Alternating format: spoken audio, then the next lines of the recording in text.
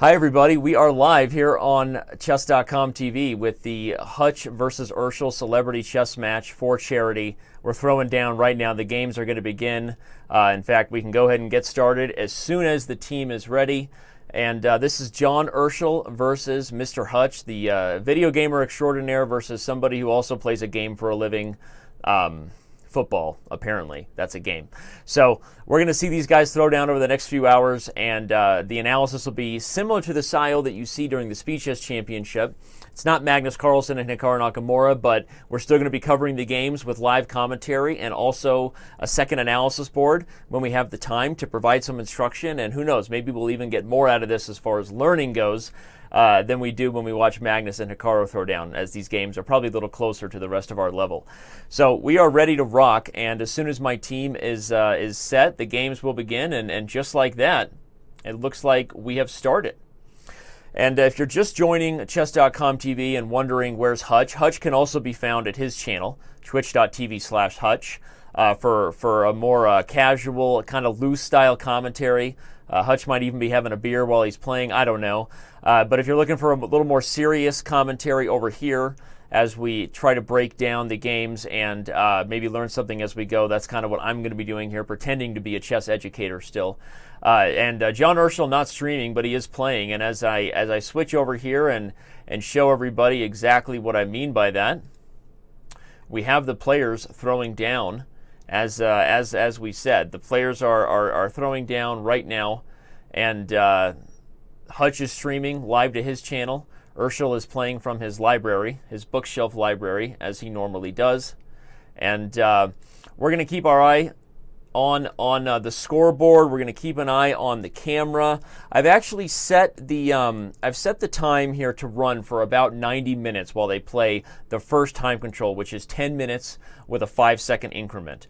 But it's not exactly the Speed Chess Championship style you're used to. Maybe we can get a link shared to everybody in the chat. These guys are going to play 4 games of 10 minutes plus 5 seconds. So however long that takes, if they max out the time control, 4 games of about 20 minutes each plus the increment, anticipate about 90 minutes, just like a Speed Chess Championship match. If they play a little faster, we may get to our first break sooner than 90 minutes than the clock you see above. And if that's the case, then we will quickly take a break, and then these guys are going to be playing faster blitz onto the final time control, which will be 3-2 blitz. Pretty fast for these guys. We're not asking them to play, not going to ask them to play bullet chess here against each other. But as you see Hutch, he's playing and doing commentary at the same time, so multitasking. John is playing and thinking at the same time, which, you know, if you play chess like me, that's already multitasking because I rarely think while playing chess. But this is going to be a ton of fun. So let's talk about the games if we can here, and maybe even bring up a second analysis board for us to discuss what's going on here. So the game we have here going down, we have a d4 opening by Hutch and a Slav by Black with bishop to g5. Now what's interesting is John already misses his opportunity here. The move we see they're playing on the board, but John actually has the opportunity to play the move knight e4. For anybody at home who plays the semi-Slav as Black, one thing to remember is that if this bishop comes to g5 before the knight is actually pinned to the queen, usually that allows an opportunity for a small trick, and that's with the move knight e4. This move gains a tempo on the bishop, so clearly white wants to capture. But the problem here is that white already has some difficulties developing. If white plays e3, if you want to pause the video and try to guess, but the move John would have had here is the move queen a5 check, hitting the king on e1 and the bishop, and Black is just winning a piece. So if that's not possible, if e3 is not possible, then what does white do to complete development? You can't play e3, can't play knight f3. If you play knight h3, Black takes it. So, okay, I'm exaggerating slightly. White is not just losing here, but it is dysfunctional. White has to know moves like queen to d2 to stop the trick. And then as Black continues to be aggressive to try to take advantage of d4, he still has troubles here. Obviously, the knight and bishop are sort of wrestling over this square. So I'm a little behind the live game, but that's okay. We'll be able to catch up. And as I said, this is going to be a show today where we let these two awesome amateurs go at it for charity. $1,000 on the line if I haven't said that yet. $750 to the winners' charity, $250 to the losers. But we're going to take our time with these games and try to do 3 hours of educational commentary that will help you learn from these games. As again, I bet many of the members in the audience play the semi-Slav, and many of you might actually be making this mistake right here, this mistake of bishop to g5 to attack the knight before the knight is pinned, and maybe now you won't because of knight e4. So, okay, John didn't do that, and instead the game has moved on rapidly here with what looks to be kind of a normal semi-Slav where black went and captured this pawn on c4. So if I'm doing the material count right, it looks like black is up a pawn. Black still has all 8 pawns, and white only has 7. But the compensation white has is typical of a queen's gambit. He's got potentially the e and the d pawns here. Also, there's a little bit of action undermining this pawn here. Knight d2 is actually an interesting move because it threatens potentially. I was going to say it maybe threatens this move bishop to f3, which I'm wondering if Hutch sees that. That could be a nightmare for John because it hits the pawn on f3. Okay, Hutch didn't see it, but if bishop f3 was played and the bishop defends the pawn, Hutch could have played this move a takes b5. And then he's actually winning the material back and probably winning more to go with it. So that's a move that Hutch might have missed. He plays the move knight e4 to quickly gain a tempo, and then rook to b1. So he's playing natural moves that certainly bring pressure, and now he still has an opportunity to maybe punish John's lack of development on the queen side. It looks like he sees it, but I still think bishop f3 was the best move. Let's take a look into these players and see how they're feeling. John is leaning in and focused.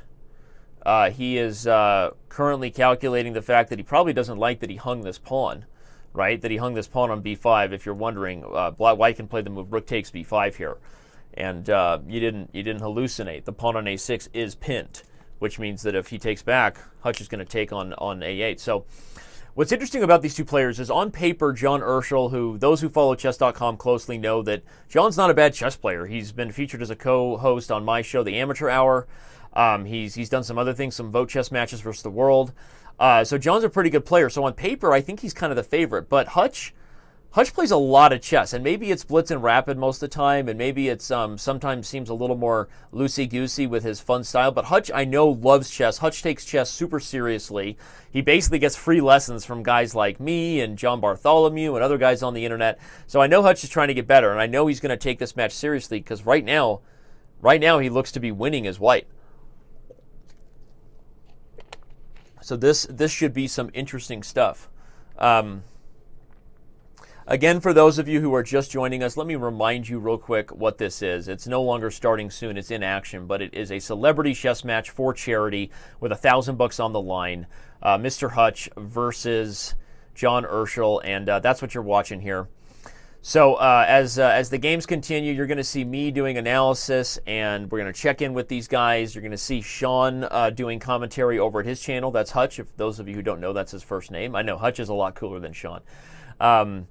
And we're going to see some exciting and interesting chess for the next few hours. So if you had plans, go ahead and cancel them. You know, grab a beverage, sit on the couch, throw us up on Chess TV.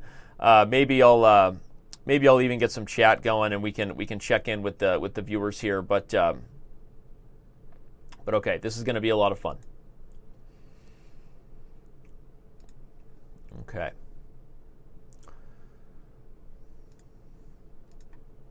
Checking in with the team. All is good.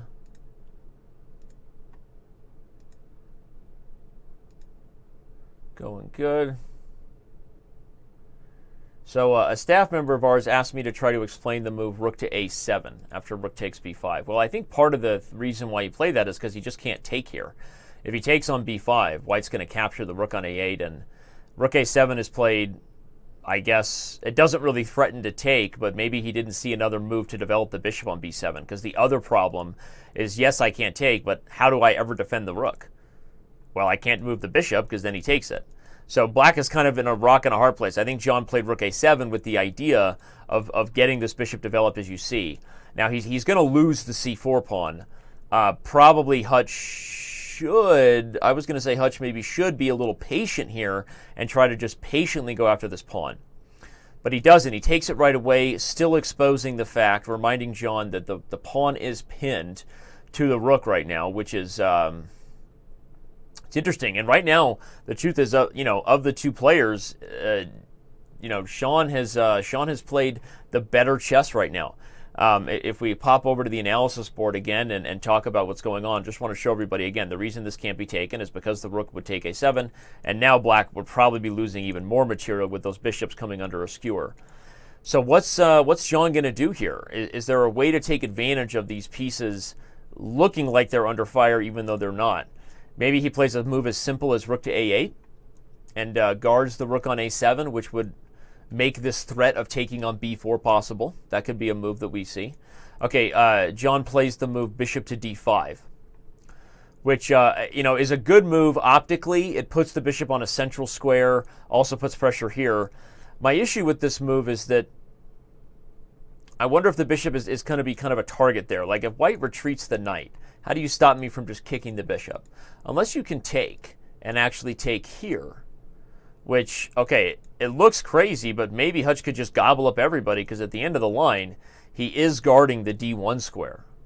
Perhaps black would actually have this move bishop to b3. This is an insane combination. I don't know that they would be able to calculate this deeply or go for it. But okay, and Hutch just says, I'm just going to get this rook to a simpler square. And so all those lines I just calculated wouldn't happen. But, the reason I suggest knight to d2 is precisely so that white might have a chance to expand in the center. He plays rook a4, and, that's an interesting move. It certainly keeps the advantage here. Hutch still in the driver's seat up a pawn. But how does John get back in the game? First, he needs to find a way to use his only real advantage right now, which is the passed a pawn. Secondly, if he can get this knight to a better central square, maybe starts with a move like knight to b6, this could help improve black's position. If we look at the time, those who follow Chess TV religiously, you know that yesterday we had a show with John on Amateur Hour, and one of the biggest pieces of advice we gave him because of his struggles with Blitz was to play fast and to try to make sure he didn't let Hutch out-blitz him, right? Because I think that Sean plays much faster time controls regularly, more regularly than John does, I guess would be the appropriate way to say that. So that's something that John should consider in terms of how he manages his time. But right now, Hutch is playing faster and better chess. So I am impressed right now with the gamer, the professional gamer. As I said, Hutch is the kind of person who makes you have to have conversations with your 11-year-old because he's an anomaly, right? Not everybody gets paid to play video games, but Hutch does, and so that's something that we admire and think is awesome about Hutch, and also reminds me to tell my 11-year-old that that's not really a viable career for most people, and to remember that. Maybe that's wrong. Maybe I'm a dream killer, right? I don't know. Ooh, look at that. Hutch was in the driver's seat until a combination is missed. And Sean, I think he just cursed himself out of his chair right there. And now John is laughing as he's drinking water. And he's obviously really happy that Sean made that blunder. But what's funny is this game over? Hold the phone. Okay, he plays bishop e5, but bishop f3 actually did the same thing. Right? If we go back to our analysis board here, both bishop b5 and bishop f3 overload this rook on c6. And if the rook moves to a safe square, then white is just winning here. So that may not have been a blunder at all by Hutch, despite him freaking out. And John can't even move the knight because the rook hangs. So that is a combinación, my friends. I think John's best move here is actually to take on c5 and then bring the knight into c4. Where, okay, the game has become more unclear than it was before. I think John is still happy with this transition. But white has a pass pawn, black has a pass pawn. This is a completely unclear position. I might even still favor white just because this bishop seems to be really well placed. So we'll see how John handles this, but right now he's gone into a bit of a think. So that blunder, Dr. Evil Fingers, might actually be paying off for Hutch right now, as who knows what he's saying. I can't actually read lips because I'm deaf, but I don't know if I can read lips through the computer fast enough. Okay, John doesn't do that. He plays rook to c7. I think that's a mistake. I think now white can actually trade everything and at the end of the line win the pawn on a4. It's possible that that black has okay drawing chances there. It's going to be a rook ending. But pretty funny moment we had there if you consider, you know, they're both sort of freaking out. Hutch thinks he blundered. And then John realizes, okay, wait, that wasn't a blunder. So now black can play the move rook to b2. White will defend the b2 pawn. And, the f2 pawn with king to g3, rook to c2, c4. And, black should try to get the king in the game. Again, decent drawing chances. I think probably best play white should win this, but we'll see how Hutch's skills in the rook ending hold. Okay, here John makes a very instructive mistake for all of you. You never want to put your rook in front of the pawn. This is the worst place for the black rook. He's not as mobile. Basically, he's staring down the face of a tractor trailer, just like running up the board. The rook actually loses mobility with every square the pawn advances. Whereas if a rook is behind the pawn, he gains mobility. So let me talk a little bit about that on the analysis board, because as we've said, today's show is as much about learning as it is about watching these two guys go at it. So I want to show you back in this position what black should have played, the move rook to b2. Again, white would have had to play king to g3 to guard the pawn, and after rook to c2, c4.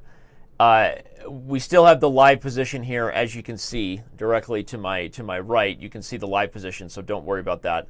But in this situation with the rook behind the pawn, the difference is that every square that the pawn pushes, let's say you bring the king out and you advance in a very similar kind of way.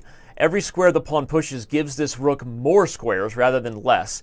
And the rook on the 7th rank is doing two things, right? It's both attacking f2 and preventing the pawn from advancing, at least aggressively, right? So this is an important lesson. We all hear these things like general concepts of rook endings. Put your rook behind the passed pawn. But now you see players that are pretty good. Again, these two guys are probably better than most of the players in the chat here. And they make a mistake here of not putting the rook on its clearly best position for drawing chances with black being down a pawn. So now we go back to the live game. John is still going to do his best. I like this move h5. It creates an opportunity for an outside passed pawn, but this rook is terribly misplaced on c6. So as we get closer to the finish here, let's keep an eye on these two players. We may see a result in game one before you know it. We can actually keep these two guys on the camera and have our scoreboard here, so we can keep an eye on how they're feeling and looking. And we know we love that. We don't want to see Danny's ugly mug. We see enough of me on Chess TV. We want to see these guys, right? We got a couple of beards going at it, a couple of different hairstyles going at it, right? These guys are both chess lovers, both from different backgrounds. Fun fact, though, Hutch's former best friend's uncle's lawyer's roommate was a fan of the Baltimore Ravens, and that's the team that John Urschel plays for. So again, Hutch's former best friend's lawyer's uncle's roommate was a big fan of John Urschel and the Baltimore Ravens. So if you're wondering, hey, how are these guys connected? Now you know. E5, creative solution by John. He's trying to undermine the pawn on d4 with clear intentions, but the issue is that now if he takes it or does nothing, he's already given his opponent two passed pawns. Probably his best chance now is to make a trade and try to run the king over and then cross his fingers and hope to die. The game one looks to be headed in Hutch's direction. I mean, right now Hutch has played a phenomenal chess game as white. Really has been impressive from the start here. After the opening blunder that I criticized, for those of you who weren't here, there was some analysis about Hutch's opening that hopefully people can learn from. But after that, Hutch has played really well, and this is going to be a fun one to watch.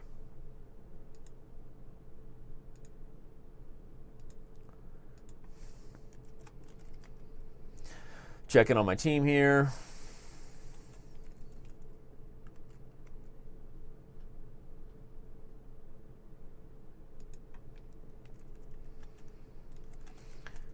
this is a little tricky.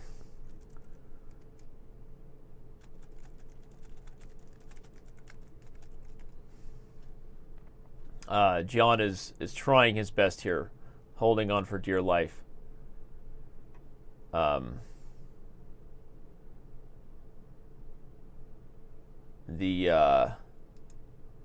football player in him is going to have to buckle down right now. I'm just going to be totally honest. John, before the show, was really bouncing to some music. I can tell everybody. He was bouncing around and really enjoying some tunes. And then when the show started, he seemed to get more serious. Maybe John needs to get back into that loosey-goosey kind of mentality. And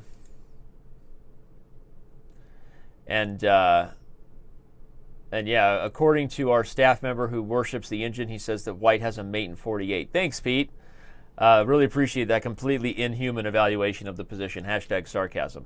But look at that. What matters is that we have our first victory, and the scoreboard will be updated soon with the Mighty Hutch taking game one.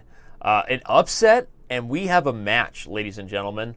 That was a surprise game for me. I would expect that John's biggest advantage would be in the slower time controls because he is the slightly stronger player based on what we've seen of these guys, but so far not the case. And Hutch seems super prepared. He's got a repertoire. He's playing focused chess. He's playing seriously focused chess. I mean, seriously, has anybody ever seen Hutch this focused before? I mean, what is going on here, right? Not a match for charity in Hutch's eyes, right? This is a match for blood. I love it. All right, so here we have a Grunfeld. An anti-Grunfeld by Mr. John C. Urschel. You can follow both these guys on Twitter, John C. Urschel. And so as we move over to some of the analysis here, one of the things about the Grunfeld is that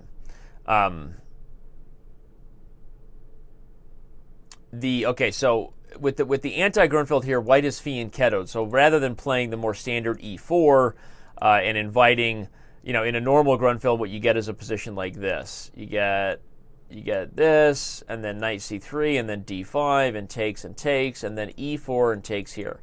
And the point of this position is that Black has, White has a bigger center, but Black has this long-term pressure on the diagonal with both of these pawns being targets to this bishop and the idea of c5. Okay, in the game, as you can see here, again, to my right, is, they have the same structure currently, right? We have this situation where White has the big center and the two pawns. Okay, but now John just played e4. What I was going to highlight is that in the way that they played this game, the option that John has is to not play the move e4. Okay, he has the option not to play the move e4 and actually keep this bishop open. So how would you do that? Maybe a move like e3. Now, this is a little more passive. It's not as aggressive as the pawn on e4, but the goal of this is that when this knight comes to e2, it's providing further support, and Black also has some diagonal issues, right? It's not just Black putting pressure on this diagonal.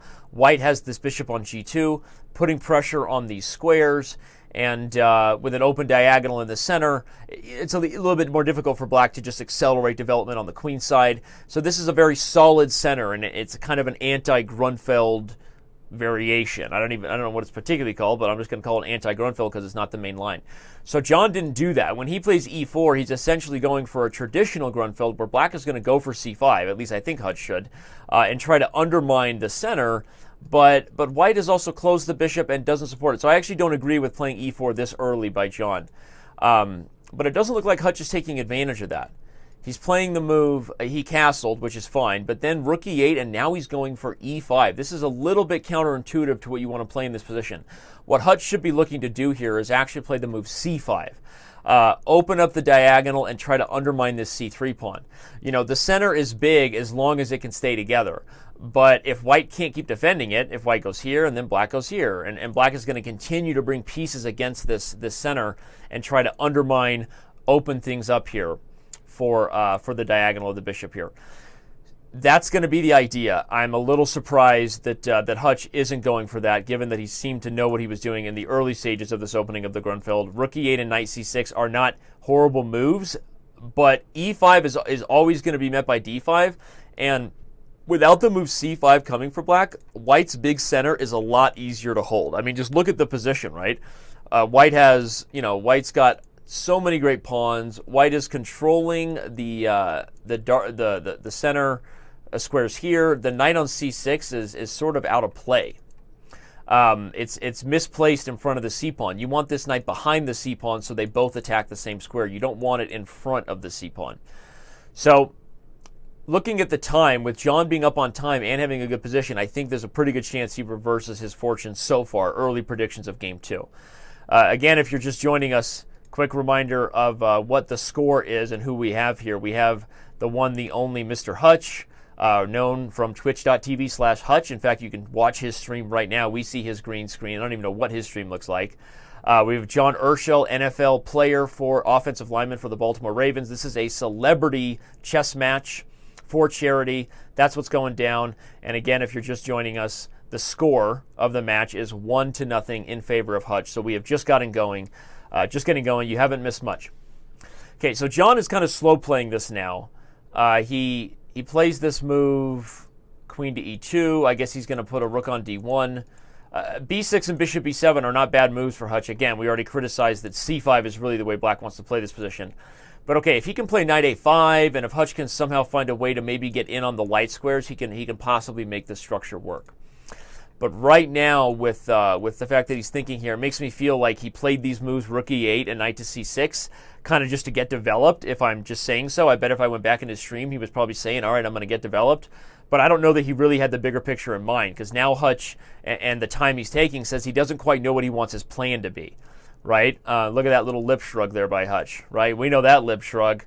That's a Call of Duty lip shrug right there when he's a little bit frustrated with the position. Just kidding. I don't even watch his Call of Duty streams. Only watch his chess streams. Just kidding, Hutch. But thank you all for being here. Again, we like to do all kinds of events on Chess.com.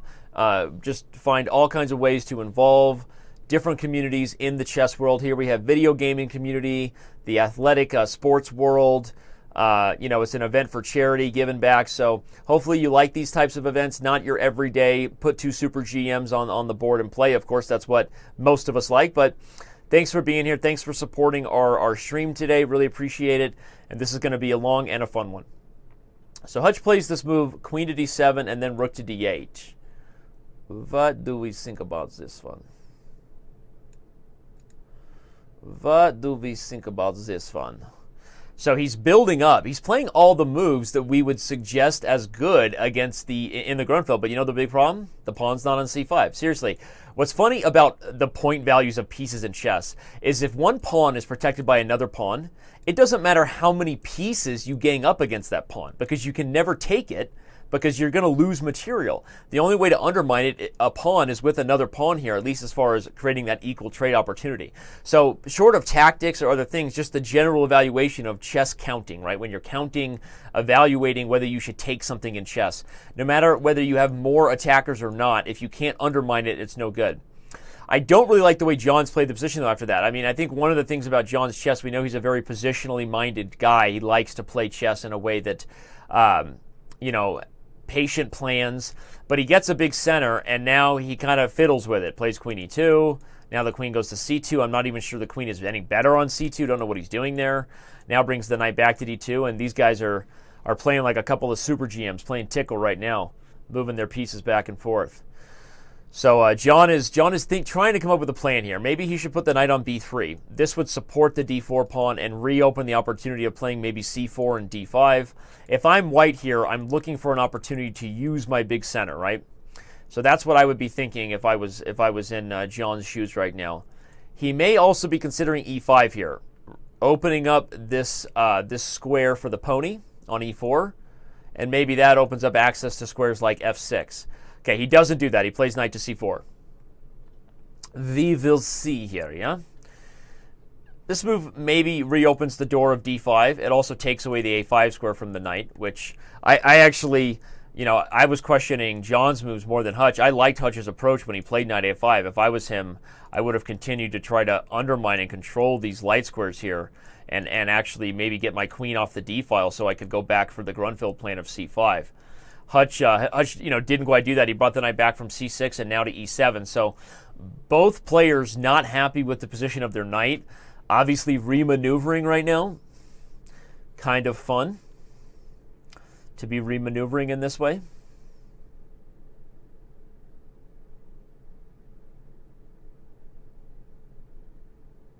Now Hutch brings the queen out to b5. Interesting, as my dyslexic English teacher used to say. Interesting.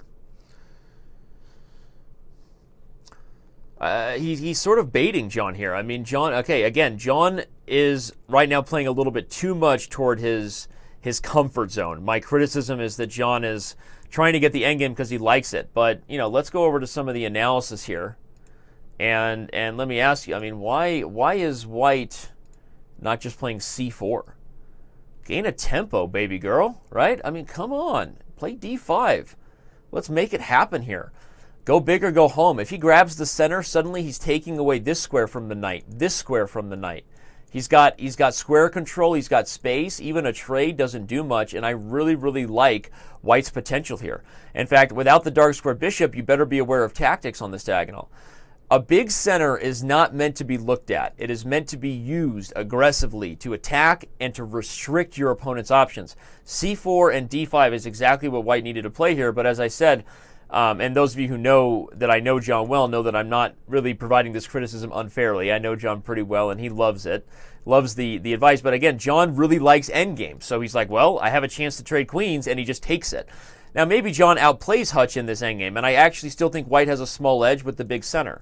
But if I'm evaluating who played the middle game better after a bad Grunfeld by Hutch, where he didn't get c5 appropriately and his pieces were cramped, John did not use the center aggressively. That is a fact. And now that he's traded queens, Hutch does finally get this move c5. So I think we're in for a much more unclear game as this one goes on. So let's go back and take a look at these players and see how they're feeling. Right now,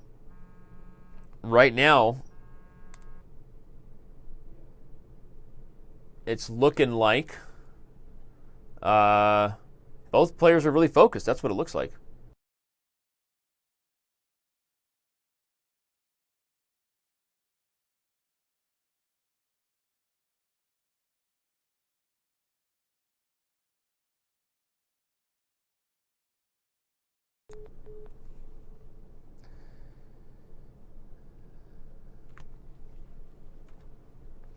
Okay.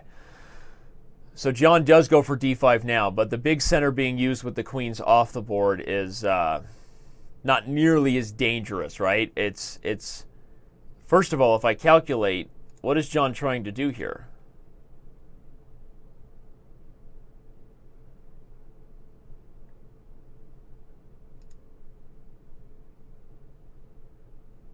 What is John doing here? He's just going to trade the d pawn for the a6 pawn, I guess.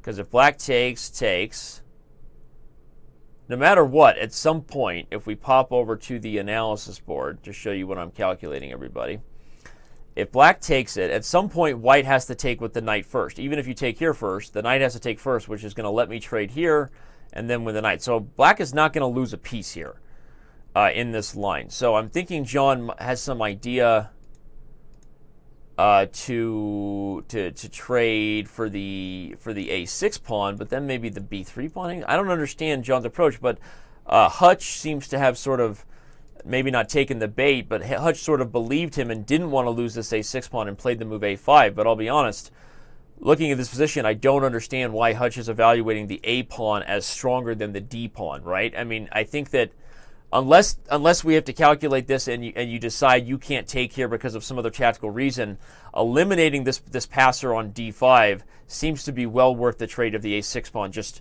you know, from a general chess intuition perspective. Center pawns are better than edge pawns, and unless this edge pawn is leading to something else. So interesting calculation there by the two players. He plays a5 and now d6 comes in, which almost looks to win a piece, right? If Hutch had played bishop takes g2, John would have taken on e7, intermezzo, a tempo on the rook, which would have won John a piece.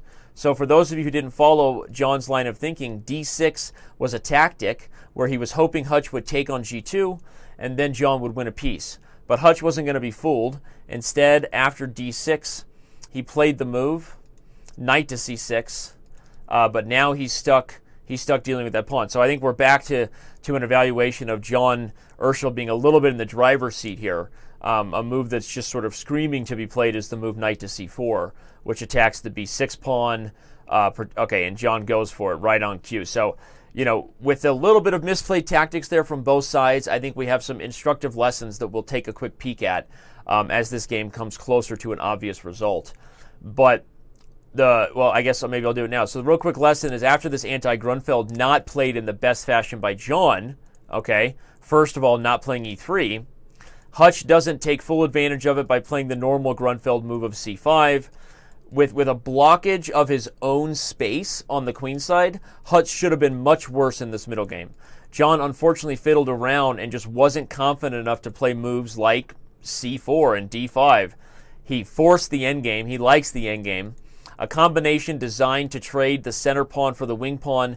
The bluff was accepted by Hutch, and I think that's going to lead to a much better endgame now. In fact, after b5, it looks like John is just the beneficiary of an early Christmas gift from Hutch. Hutch instantly scratching his head as we check in on the players there. Not Hutch's favorite game there. John wins to strike back. And that brings our scoreboard to an even 1-1 apiece. Again, looking at the timer above, for those of you who follow Chess.com regularly, you know our Speed Chess Championship matches where we have super grandmasters playing these kinds of games and idiots like me doing commentary. So we have a timer that runs by so that the fans can understand just how much time is left in the total match, so that there's a little bit of that added pressure that the time is running out.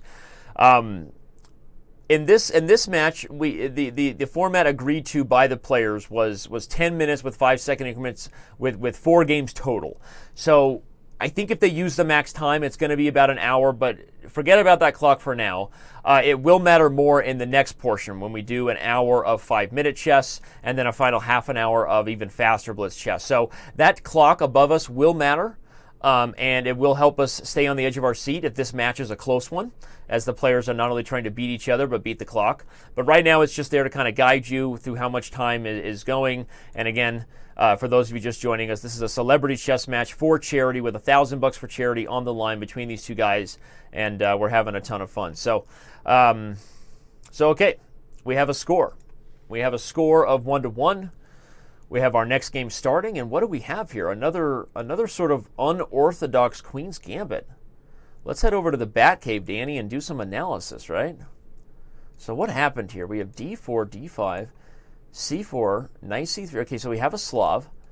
Again, okay, so bishop f4 is played, unlike bishop g5. I wonder if Hutch either made a mistake in the first game he played. If you're just joining us, in the first game they played, they had this exact opening, but Hutch played bishop g5. Now, bishop g5 is a mistake if John knows to play knight e4, because it takes advantage of a sort of useless bishop, given that the knight is not actually pinned on f6. John didn't even take advantage of that, so I'm surprised Hutch didn't go for it again. But either he remembered the lines himself, or he just randomly decided not to play bishop g5 again, or he's listening to me on a tape delay, which I never recommend.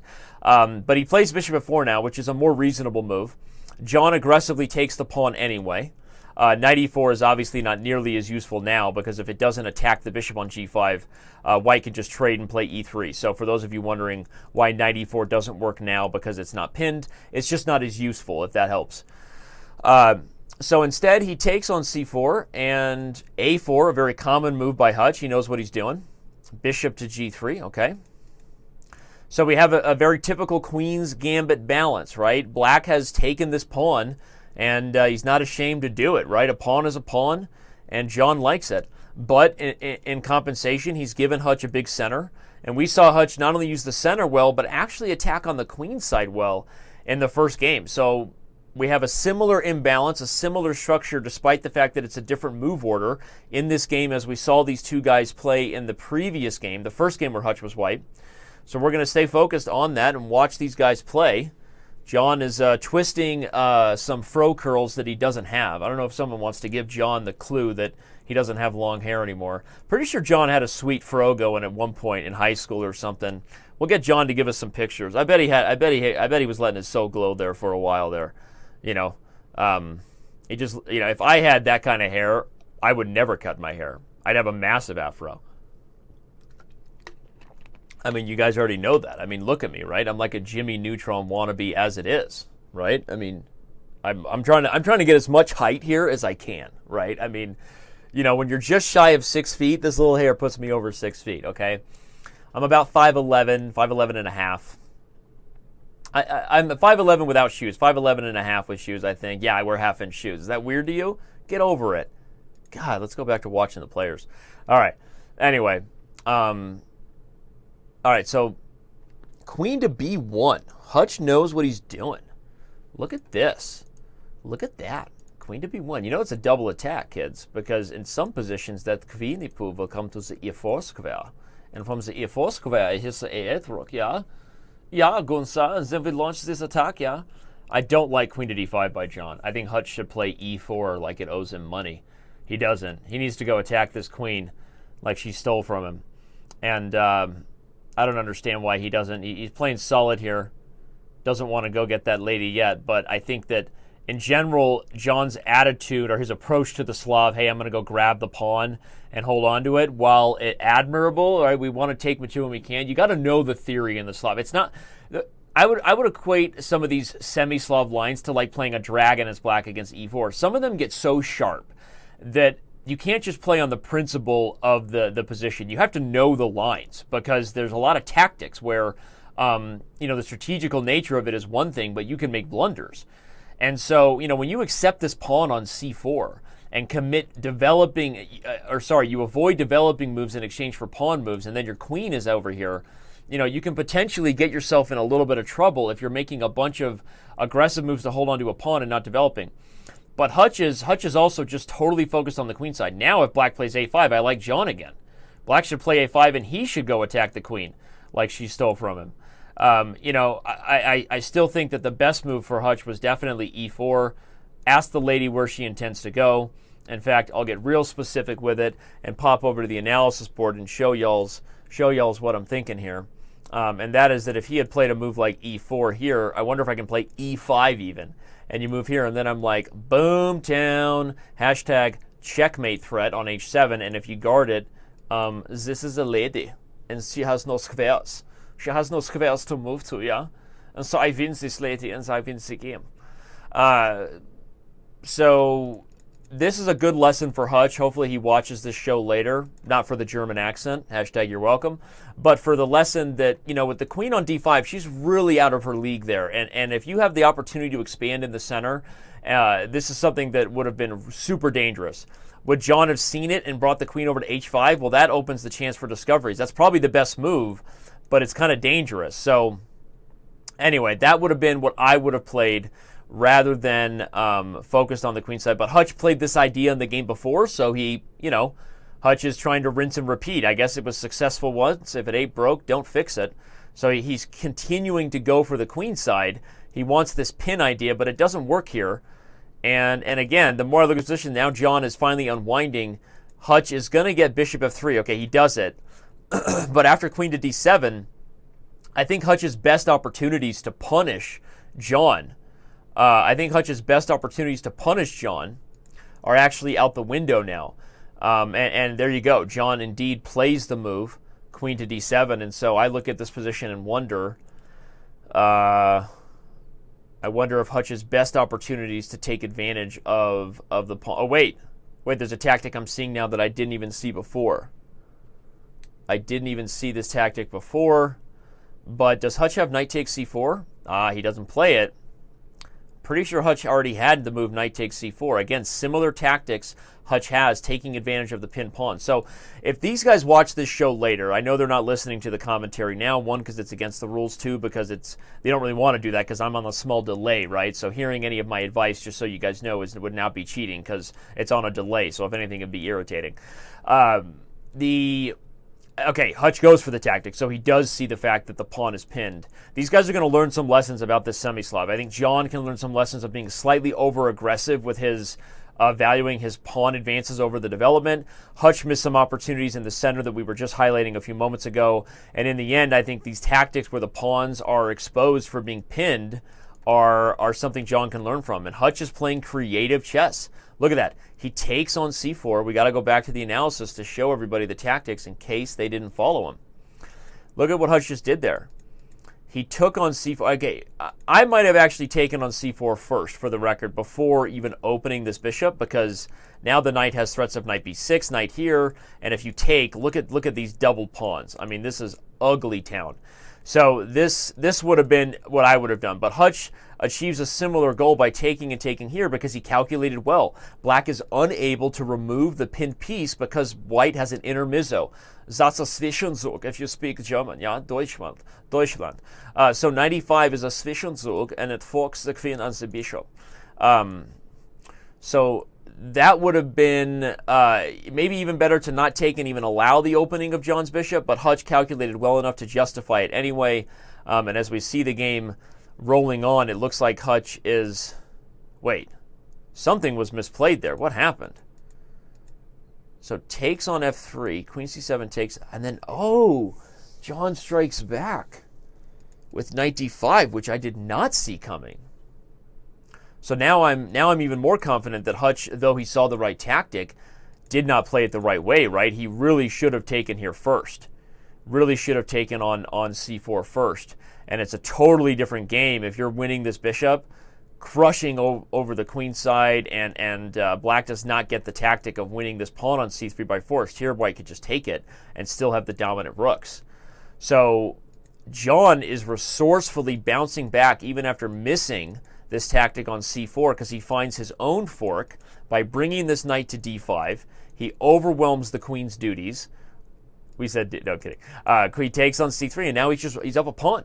And he's got two passers, so he's up a pawn. If you do the material count, black has 6, white has 5. And he's got a couple of passers. So this is going to take some endgame technique, but let's bounce back over to see how the players are feeling. John loves himself some endgame technique. So that shouldn't be a big surprise that John is going to be happy to convert on this endgame, or at least try. He's got that serious look on his face. John has that look like he's solving a math problem that none of us are capable of solving. Kind of like Good Will Hunting.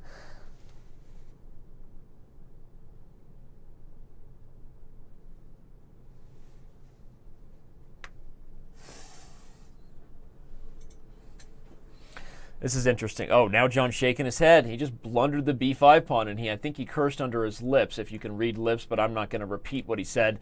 That'd be like repeating what you see a coach say on the sidelines of like an NBA or NFL game when everybody knows what he just said, but the NBC commentators try to pretend like he didn't just, drop an S or an F-bomb.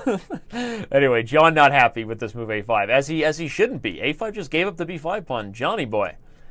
Not sure what he was doing there. I mean, more solid approaches would be get the queen out of the woods, bring her back to c7, which, by the way, would have opened up a fork like knight to c3.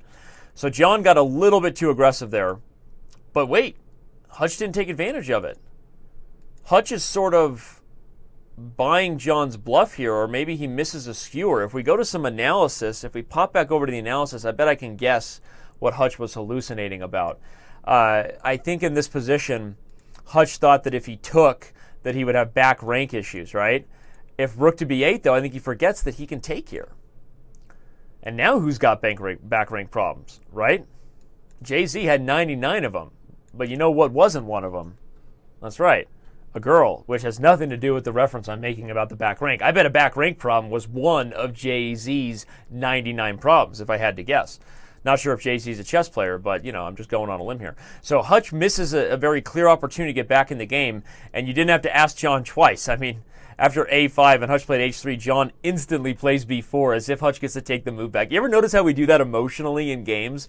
Like, you make a blunder, and your opponent doesn't see it, and so you move your piece as fast as you can so they don't take it, as if they're allowed to take the move back, right? It's pretty funny, just the human nature of chess sometimes, where you're just emotionally distraught. And so you didn't have to ask John twice. He immediately plays b4, and now he's back to being in the driver's seat. I'm not really thrilled about the move f6, but let's go back and check in on how the players are feeling, because, I look at this position and,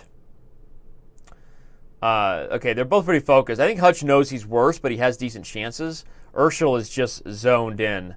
As I said, I'm not super thrilled about the move f6. Sorry to bring us back to the current position, but John obviously super happy that Hutch missed his opportunity to gobble up this pawn.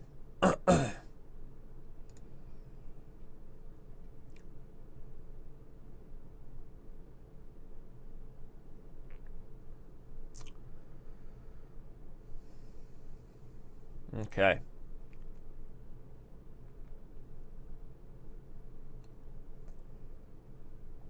Well, this should be interesting. Let's for those wondering how they look in big camera view.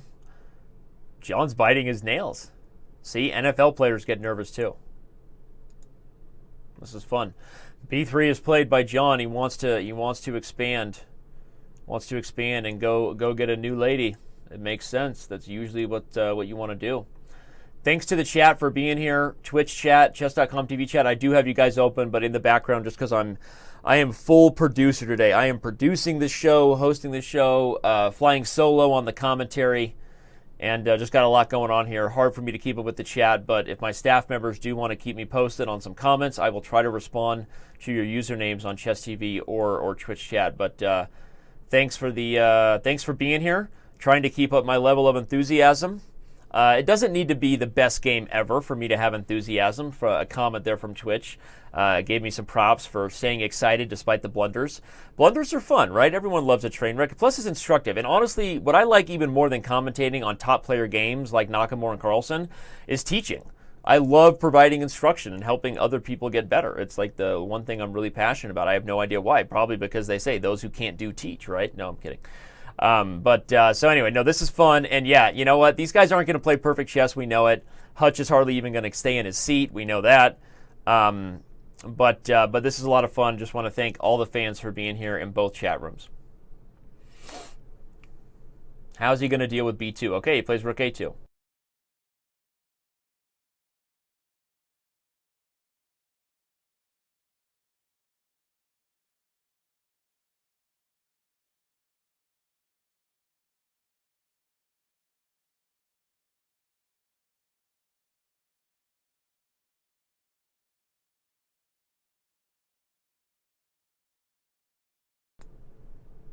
Okay. Well, what I see here is a pawn on b2, and I see a threat like queen to c1 check. It actually doesn't deliver the goods. If you're thinking it does, let's pop over to the analysis board so I can show you that that's actually not true. If black plays the move queen to c1 check here, obviously white doesn't take it, as now black is just up a whole rook. But white can get away with the defensive move queen to d1. It still loses material. If John follows all the way through, there's no way he's not going to be able to convert this past b pawn into something good to take home to the parents.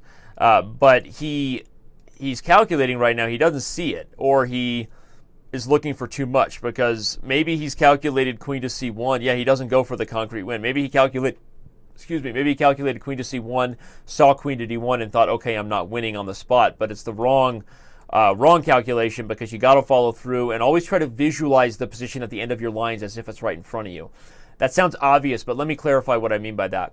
A lot of players calculate I go there, he goes there, I go there, he goes there, and whatever the predetermined thought they had to start that combination of I go there, he goes there, if they don't achieve that thought, they just give up on the line. What you want to build as far as a muscle in your calculation is I go there, he goes there, I go there, he goes there, and then look at that position and visualize it, okay, in your mind's eye, and ask yourself, if that was right in front of you, what is the plan for both sides? Just asking that question, just simply taking the time to ask that question, basically forces you to reevaluate the position at the end of your I go there, he goes there, I go there, he goes there. So a lot of blunders are made by amateurs when they calculate and they give up on the line, or they don't take the time to say, okay, if I had that position in front of me, you know, what's the plan there? So you sort of reevaluate for a plan, which is a different type of thinking than just I go there, he goes there, I go there, he goes there. You're considering the weaknesses, you're looking at your opportunities, you're looking at your opponent's opportunities. So I call this, you know, this sort of visualizing a calculation, right? You calculate in order to force yourself to visualize the position, not to a means end, you know, and so that's what probably helped John to kind of miss this, as he just didn't go to the end of the line. Again, you would be easily sacrificing a pawn for a rook. So I could go on and on about calculation tips that hopefully would help some of you, if not all of you. But okay, I'm going to try to get back to the current position, and I'm just going to, again, leave it on that note that Alex Lenderman had a series on Chess.com called Quiescence Errors, which is where you kind of miss something at the end of a forced series of combinations. And sometimes it's a blunder because you miss an opportunity for your opponent. Sometimes you miss your own opportunity. But I don't even know where he made up that word, quiescence. I'm just kidding. It's not made up. But I always said this sort of visualization approach to your calculation. You force yourself to evaluate the essence of the position, plans, weaknesses, things that aren't just concrete tactical moves at the end of your lines. It can really help take your calculation and then the moves you eventually play, your actual decision making to the next level in terms of what you do on the board. So, quick pro tip. But all right, John didn't do that, and unfortunately for him, that means this position still has some work to be done. Knight to c3 still looks pretty good. If John laughs in the face of danger of the move queen takes e6 check and king h8, I think he'll be right to do so, because I think he's still going to be winning a ton of material into this line. But unfortunately for John, look, he plays another defensive move. I'm looking at this game and I'm seeing John's opportunities potentially slip away as that time gets lower and lower, and John doesn't convert on this delicious passed b2 pawn. The chances of something going wrong get higher and higher.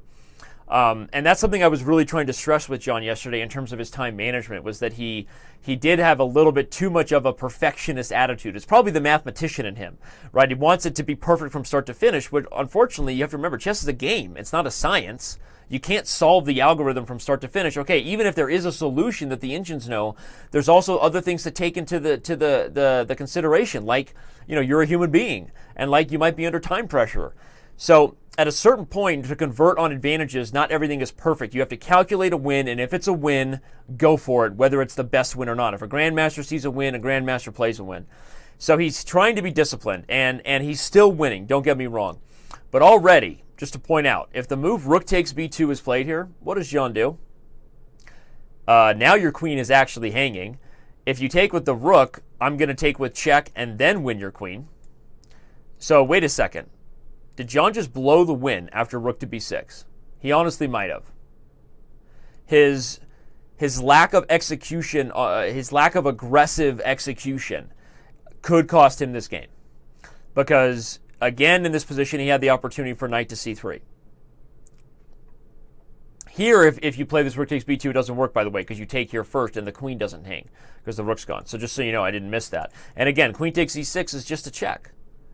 It's just a check. You move, and then you come back to the real problems the white has over here. So not playing this move, if Hutch finds the right approach here, now his time is also ticking down. He didn't find it. Look at that. He played the move knight a4. So Hutch also missing his opportunity. If he had played the move rook takes b2, I think the script is officially flipped, and Hutch would have won this game. So we're seeing some blunders back and forth. That's okay. This is a good learning opportunity again. Hopefully the fans of Hutch who are hanging out on his channel will encourage him to go check out this stream later and learn from it. Obviously, I know John will watch it because he's obsessed with learning about chess. It's all he does. I mean, he should be, trying to improve his footwork technique. I mean, on the offensive line for the Baltimore Ravens, somebody's got to defend Falco back there, right? Flacco, I'm just kidding. I know Keanu Reeves is Falco. Hashtag the replacements. Hashtag Gene Hackman, one of the most underrated actors of all time. Hashtag that was a long hashtag. Anyway, I'm going to make a bold prediction and say John's going to find a way to lose this game right now, because right now I just have not been thrilled with his approach. You see him now taking time. In fact, let's pop back over to the players and we can see John is looking much more stressed than he was before. Knows he missed an opportunity to convert with this passed pawn. Still better. How much better, though, I don't know. I mean, Hutch just guarded the king. This rook has problems. Got to guard the b2 pawn and the e6 pawn. And this is what he's overwhelmed with right now. And as you watch his time tick away, you know that this is not going to be fun for John under time pressure. He's not the best at managing his time under the pressure. So I'm making the bold prediction that John is going to find a way to lose this game despite having several wins for the last 6, 7 dozen plus moves with this b2 pawn.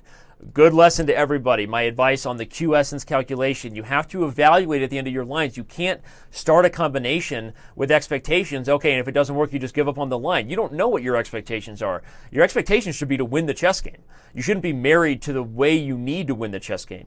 And unfortunately, I think John had a certain idea in his mind about how he was going to convert on that b2 pawn, and he missed his opportunities.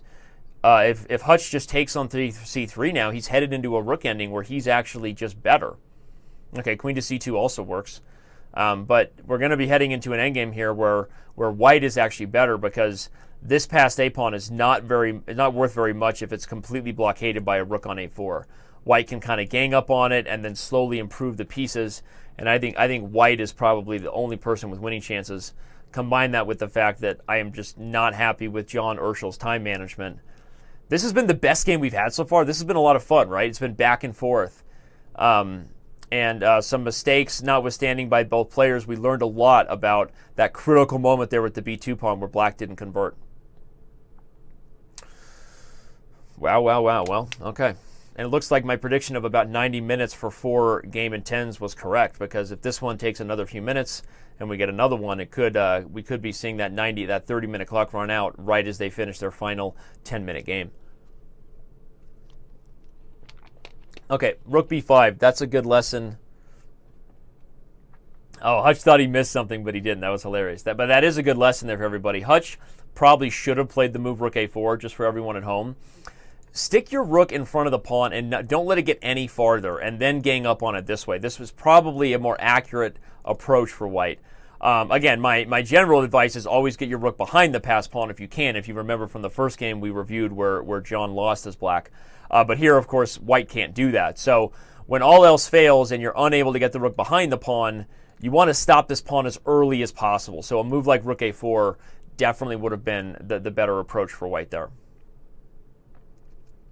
But as I said, this is one of those deceptive endgames maybe for lower rated players who think the first person with the passed pawn is better here, and how could you not like black? But really, that passed pawn isn't going anywhere. And unless Hutch blunders and somehow lets the rook get rid of this rook, basically, white is in a get out of jail free kind of position. Play king e4 here, maybe even play f4, just don't get your king mated on e4. I think that white is doing totally fine. Okay, probably best, most likely result is a draw. My slight bias toward white is admittedly because I just look at the time pressure and I see only 30 seconds remaining for black. And with a 5-second increment, though, maybe I shouldn't be so judgmental, right? 5 seconds is a lot. Every move they play, they gain 5 seconds back on the clock, which is going to allow them to play, a relatively high-quality endgame here for the rest of the game. Nervousness from these two celebrities. A video game superstar with almost 1 million subscribers on YouTube, that is Hutch, and an NFL player with a bright future ahead of him as a mathematician, currently getting his PhD in advanced mathematical theory from MIT. I know that's a mouthful, right? But it's not a joke. John Urschel is a smart dude. Okay, well, now white is running the king over. I agree with that plan. If he can get this rook off the 3rd rank, then his rook gets to come to the 3rd rank and he can gang up on the pawn. So now Hutch should bring the rook back to b3, force black to play the move rook to a7. Hutch is right along those lines of thinking. And, okay, still I think with best play it should be a draw, but it puts white a little more in the driver's seat with both of black's rooks kind of stuck and frustrated, holding on to that little guy. Rook b5 is unnecessary. Should have just played e4 right away. He should have just gone for the passed pawns, but okay. Both players are under time pressure here. Gaining a little bit of time on the clock back is a game changer, though, because it's certainly helping Urschel, right, who was under almost about 20 seconds just a few moves ago. Interesting. I think both sides are hallucinating a little bit here. For whatever reason, Hutch just gave that check. There was no reason not to take here. And if rook b2, just trade and king to c2 and you stop the pawn. But now with that move, he allowed John to gain a tempo. Oh, and he blunders, and John's going to take the game. And I'm going to eat my words, and Hutch knows it. Look at his face. He's frustrated. Oh no, that is hilariously what's it called when you have a dark comedy, right? That's a hilariously tragic incident right there with somehow John finding a way to fight his way back in. Props to the NFL player for operating better under time pressure than I thought he would. Both sides kind of shaking their heads right now. Wow. A frustrating loss there for the mighty Hutch. He did find a way to lose that game. Again, the biggest blunder was, I'm going to go back right here. First of all, he sort of saw ghosts with this threat of rook to b2. Easiest move is just to take it. Rook b2 is not actually a threat. The king can come to c2. Hey, Hey, Hutch, what's up? Yo. are we continuing to play, or what's the schedule? Yeah, you guys got one more 10-minute game. Go ahead and rematch, and then we'll take a break. You got one more 10-minute game. All right. They're going to continue to rock it right now. He muted himself and then cursed on his own stream. That's Hutch being awesome. He's hilarious. You know, what's the harm in curse words? Okay, I'm just kidding for all kids watching. But anyway, Hutch is quite the entertaining fellow. Yeah, he's frustrated with himself. They're going to rinse and repeat this G3 Grunfeld. But I wasn't able to finish the analysis of that rook ending, but I think you could see from that line that Hutch did have an opportunity there to be winning even right in the end. But the truth is that was a back-and-forth game where neither player deserved to win. Now John's got that music back on. I told you he'd be bouncing. John is into listening to music and getting his jig on. Do people get their jig on, or do they get jiggy with it? Can we get a fact check on that? Can somebody on Twitter maybe tweet at me at Danny Rensch? Can you get your jig on, or can you only get jiggy with it? And what is the definition of both of those? Jig on, jiggy with it. Anyway, we now have a 2-game lead for Urschel, and he's back to playing the white pieces. So John Urschel back in the driver's seat of this match. Again, reminding you, this match is not starting soon. It is underway. Celebrity chess match for charity. The winner of this match gets to donate the better part of $1,000 to the charity of their choice, courtesy of Chess.com. We appreciate both of these guys doing this. And I'm here to provide commentary and do the best I can for all of you to help us learn. So let's take a look at the analysis board. We have another one of these G3 Grunfelds, another anti-Grunfeld. Hutch this time misses his opportunity to play d5 early. Once you allow the move knight to c3 to come in, there's simply too many attackers here for black to just buckle down and play d5. So that's why he played the move c6. And so where we saw c6, and then he gets d5 anyway. Now this is actually not the worst idea. Even though you lose this pawn, he's going to force a transition into an IQP structure as soon as he wins that pawn back. And I actually don't think that this was the best opening for John. The likely better solution, after not clicking on that, the likely better solution after the move c6, there's two options for John. If you're one of these, if you play these openings at home or in the chat, hopefully you can learn from this. One idea that's funny and good to keep in mind is sometimes you can play the move d5. You actually overextend your center early to punish the move c6, because now you deprive this knight a square. You prevent black from getting an equal center. If you're evaluating chess like the great Aaron Nimzovich, then your center pawns and how advanced they are, they're worth more to you based on the space that they provide for your pieces, which makes sense, right? So if black did nothing, for example, white just pushes these center pawns and has a much better control over the critical area of the board. And so that's one thing about d5. It loses a tempo, but it's actually an interesting move there for white to try to punish c6. Regardless of that, John played e4, which again after d5, probably the best opportunity was to take with the c pawn and then play e5, calling Hutch's bluff, so to speak, saying, all right, look, yeah, you sacrifice this pawn, but I'm not going to take it in a way that gives you doubled pawns to attack, like John did in the game. I'm going to play e5 and remove the defender of this knight on d5, of this pawn on d5, and if you move the knight here, I can take it, shake and bake, and if you move the knight back, I can take it.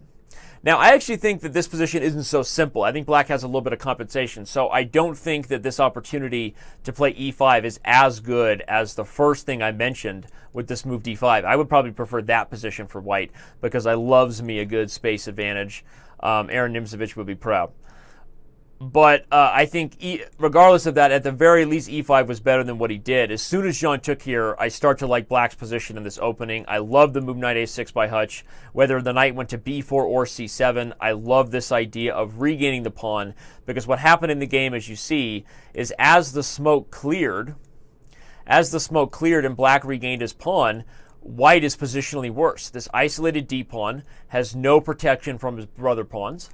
And as soon as Hutch takes on e3, Hutch actually has the bishop pair. So this pawn is no longer isolated, but Hutch has the bishop pair, and if he pries open the position with e5, I really like black's position here. So providing all this analysis is also like I'm speaking indirectly to John, because I know he's going to watch the stream later and try to learn from his mistakes. But this is really not a great start to the opening. And if black plays e5 here, one good way to attack a leading, a hanging pawn structure, everybody, is to attack the lead pawn. You do that with e5, and white's choices are, okay, I take it. Well, that sucks, right? I let you take me, which is just going to recreate the nightmare of an isolated pawn, so now I don't even have these two pawns together. If I push it, often there's opportunities for the pawn that's behind it to become a target. So e5 would have been a move I would have considered for black. Hutch is playing good moves, though. I can't really begrudge him not playing for e5 because I like his use of the bishop pair in the live position. I like the queen on b6. I actually still think that black has a threat of e5, and I think we're going to learn something from this game either way, but I think Hutch has put himself back in the driver's seat, and if he strikes back with black, we're going to have a 2-all tie headed into the faster portion, which is a closer match than I thought we'd have, to be honest. So been pretty impressed with both these guys so far. And look at the time here. I think if we look at the time and we look at these players and how they're managing it, I already feel like John is slipping back into some of his old bad habits of taking too much time and then not playing the best move to go with it. In fact, after knight f4, that move does not stop the idea I've already been highlighting of e5. In fact, it makes e5 even more powerful, and it's like Hutch and I are connected in a weird way where our brains operate telepathically, which, by the way, why is telepathy such a hard thing for people to understand? If you told people 500 years ago that in this day and age, there would once be a time where people would be sending messages through the air, it would be broken up into small bits of data, they'd be able to communicate wirelessly from hundreds of thousands of miles away. If you told people that was possible, they would probably called you a witch and burnt you at the stake in Salem. So it's amazing to me how judgmental people get about people who believe that there are capabilities and things that we could do in the future that we don't understand yet. And I'm not saying we should all start believing in like crazy voodoo stuff. I'm just saying, is telepathy that hard to comprehend that our brains are not doing as much as they're currently capable of? Is that big of a deal? Hashtag Danny just literally jumped the crazy shark live on Chess TV. I'm just saying, okay? Just saying, like, you know, if you think about the things people said would be crazy witchcraft and burn you for speaking like the devil 500 years ago, you shouldn't be so judgmental about what people say might be possible in the future. That's all I'm saying. All right, deal with it. All right, what's going on here? Knight to d5. That's a good move by John. In fact, knight to d5 actually makes me realize maybe I wasn't so right about the strength of e5. Because now, okay, I still think that black is in the driver's seat here if black plays a move like maybe queen to d6. Okay, maybe there's a check, maybe I move, maybe you trade, maybe I don't care. Because in the end of those lines, you still can't take on e5 without me taking e3 with check. So I think Hutch is still in the driver's seat, but I must admit I just missed knight to d5. So I loved my idea of e5 so much. It probably was better before bishop h6 in hindsight. So I underestimated John's resource of knight to d5. But likely black is still putting the pressure to white as far as how he's going to deal with these weak dark squares and the pawns on those squares, the potentially weak king behind it. In fact, when you look at the queen eyeing g3, you just look at the potential of white's king side coming under fire, and you wonder what exactly is Hutch doing down there. LOL, right? Runin, let's see, Runin clever every day. Run in circle every day. Run in circles every day. Sorry, I have trouble with usernames. Said that John outcalculated Danny on that. Very possible. Very possible that John outcalculated me on that. I think it's true I was on a telepathy rant and John was bobbing, as we see him doing now, so totally possible. iToughJuice says John can get his jig on, might be an illegal move for you. Okay, so that's interesting. I'm not sure if that's a, what kind of derogatory thing you're throwing my way, but you, sir, might be discriminating. I am also allowed to get my jig on, and I've been getting jiggy with it since before Big Willie thought it was cool. All right? We've informed the players that this is indeed their last 10-minute game, regardless of how much time they take. It looks like my total game clock of 17 minutes remaining is going to be about accurate. But I don't know if I've had this much fun doing a chess TV show since the Nakamura-Carlsen final of last year's Speed Chess Championship. This is a lot of fun. I don't care about the level of player. I hope you guys are having as much fun as I do. Thanks for interacting with me on the chat. Keep them coming. We'll try to read some of your better comments, even if I disagree with iToughJuice about my ability to get my jig on or nay ability. Still appreciate the comments. So, all right, what's going on here? Whoa, town. John really did outcalculate me. He takes e5 early. Holy shenanigans. Is Hutch just winning a piece? Is John winning a piece? Man, I am blundering. I am all over the map today. Let's take a look at what's going on here, everybody, and see if Danny can pull it together. Wowzers. So, first of all, again, I was caught up in a world of a telepathy lecture, making excuses for myself. 2, I wasn't wrong positionally in the sense that I was highlighting what Black has needed to play for the last several moves is e5. This is a move that you should put in your pocketbook and prepare to choke it, because this is exactly how you undermine weak hanging pawns. You attack the lead pawn and try to open up diagonals to the base pawn, the more vulnerable pawn. So this is what Hutch should have played, and I don't go back on that, which is why I jumped for joy when he played e5 here. I was already sort of married to this idea that e5 was a strong move because I loved the potential. I just completely stopped there, went on a rant about whether telepathy is really possible, and John busted me for it with the move knight to d5. Full disclosure, I just totally missed it. And then after queen to d6, I was still just focused on the fact that, okay, this is still a problem because I love d5 so much, and I just flat out underestimated the potential of these opening files and what that might do to Black's position. So full disclosure, I'm totally wrong. I'm not making excuses, but I'm just saying that even with that, you always want to learn the positional lessons, because the positional lessons are more likely to repeat in your games. The specific tactics that happen in other people's games, while tactical patterns are things you want to be aware of, like you just want to know tactical patterns, forks, pins, skewers, mating nets. You just got to be able to see those things pop out at you so that you can be a very good chess player. You have to know tactical patterns. But positional features that can apply universally to numerous types of positions, like the principle of undermining a hanging pawn structure by attacking the lead pawn, hitting the base. Those are things you really want to make note of when you see other people do it and do it well or badly, because you can apply them to a position that looks totally different, but it has the same structure, right? So remember that, and that's kind of what Hutch was trying to do. He actually went for the right idea. He just did it at the wrong time. And John, to his credit, was totally resourceful and found this tactical opportunity to put that pony on d5 and to open up the tactics with knight f6 check that are about to happen. I think that we're going to get a position where Hutch gets 2 pieces for the rook, maybe, or Hutch gets a rook and Urschel gets 2 pieces. But I could be wrong. It wouldn't be the first time. Yeah, newsflash. Right? So, okay, this is fun, though. I'm digging it. Let's go back and see what the players think. Let's do it. Loves it. Hutch is laughing about something. Who knows? Who knows what? Probably his own jokes. He's a funny guy.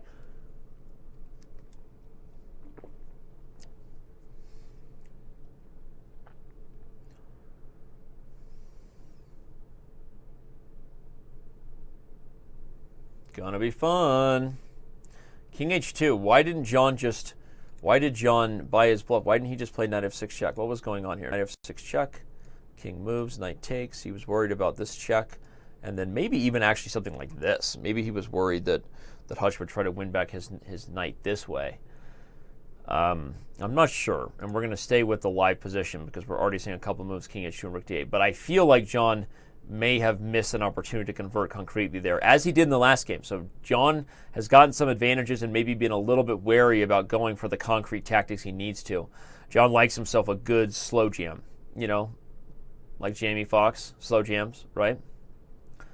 Some Marvin Gaye, some Luther Vandross, a little Amina, and let me put this. I don't remember what that song is, but I want some Marvin Gaye, some Luther Vandross. Anyway, so that just happened on a chess show. I just did that, and I think John's style is just very conducive toward wanting. He's very. I think he plays positionally at a higher level even than his rating, and that's kind of John's thing. He loves that scientific part of chess, loves the Russian method, loves the mathematical approach to being technically accurate.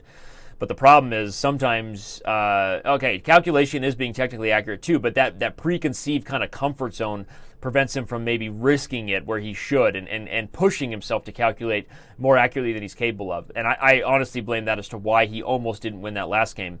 And I still don't believe that he shouldn't. I still don't understand why knight f6 check wasn't just clearly the best move. I mean, honestly, if you play this check, even if you just take with the queen, yeah, I mean, now I'm even more. There's no way you can argue that this wasn't the best move. I mean, this is just like, brilliant stuff. Even if all you're getting is 2 pieces for the rook, easily winning game, just crushing, right? So John, for some reason, being a little bit too patient here, and with Hutch coming back to g7 and now actually hitting the e5 pawn, preventing the move knight f6 check, once again, we're back to a dogfight. And with time pressure commencing for the white player right now, now John gets lower than 3 minutes. I think Hutch may have already gotten through the worst of it, so we'll see if John can hold on.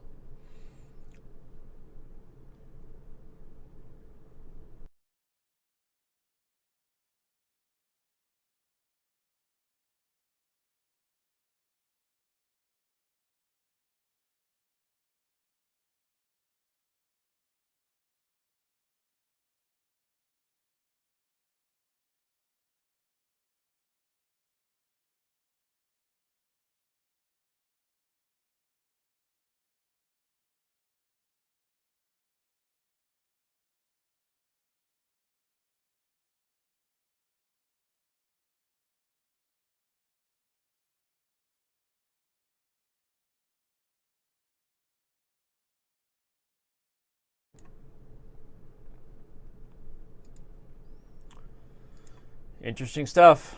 Bishop to c8. Hutch is kind of getting out of it right now.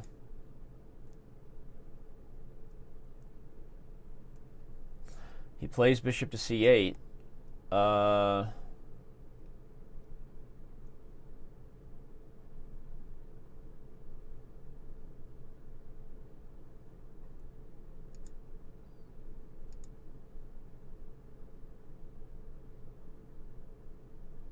Sorry about that, everybody. Didn't know that my Slack team was on the show.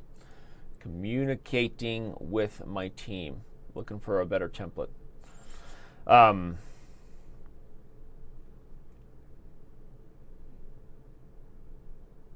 looking at this position. I don't know who's better anymore.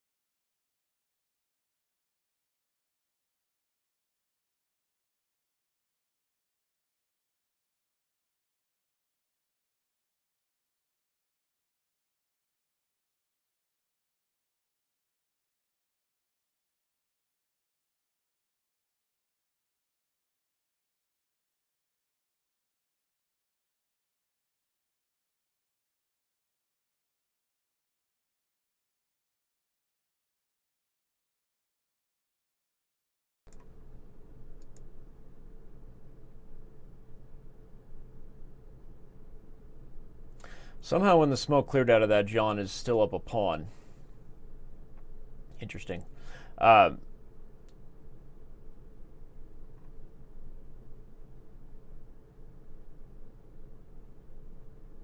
After bishop to g7 and black just trading on f6. I guess that was probably John's best opportunity to get rid of these doubled e-pawns. It takes advantage of the fact that the queen is overloaded, can't take on e3 as long as this is hanging. But I'm just surprised that Hutch didn't have a more devastating discovered attack. What about something like bishop to b5? Attacking the queen, but also the rook. Both these guys are very defensive-minded at times. And I've seen that in both the shows I've done with Hutch, analyzing his games, and we know John is a strategical. He prefers something a little slower. So I think that may be preventing them from, like, they want to execute their own plans if it's clear, but that maybe prevents them from catching their opponent's blunders. Because bishop to b5 seems like a clear way to punish John for trading on f6. So there's a reason why when this first happened, and again, I apologize for the moment of silence, communications with the team, but it doesn't seem like John should have been able to get out of these weak e-pawns and kind of the issues here as easily as he did. But when Hutch missed this opportunity to play bishop to b5 and played the move bishop c8, now John just deals with the obvious threat of the queen, right, and is keeping these pawns. So Hutch seems to have missed his best chance to get back in the game, and now John is in technique mode where John loves to be, just trying to trade queens and convert on his extra pawn. I don't think this is like the easiest position for white. I mean, if Hutch trades here and then plays the move rook to d2, as much as John may be thrilled to have the queens off the board because he loves endgames, I think that Hutch's position is not bad at all. There may be ideas of taking advantage of the pinned bishop, probably not as long as there's back rank problems. But the rook on the 7th rank is useful even if there aren't immediate tactics. So we'll see how this plays out. Quick reminder, everybody. So right after this game, regardless of how it finishes with these guys, we're going to have a quick couple-minute break. Everyone can step away for a second, take a breath of fresh air, get some jig on, as they would say, or get jiggy with it, depending on your preference, and then we'll continue to go. Pretty close match. John in the driver's seat right now, up 2-1, and if he wins this game, he'll take a 3-1 lead into the faster time controls. But I think John needs a lead. I think Hutch is going to be better as the time winds down. And we already see in these games, John is down on time, and I think he's generally going to be the slower player. So I think he's going to need a lead as the time controls get faster.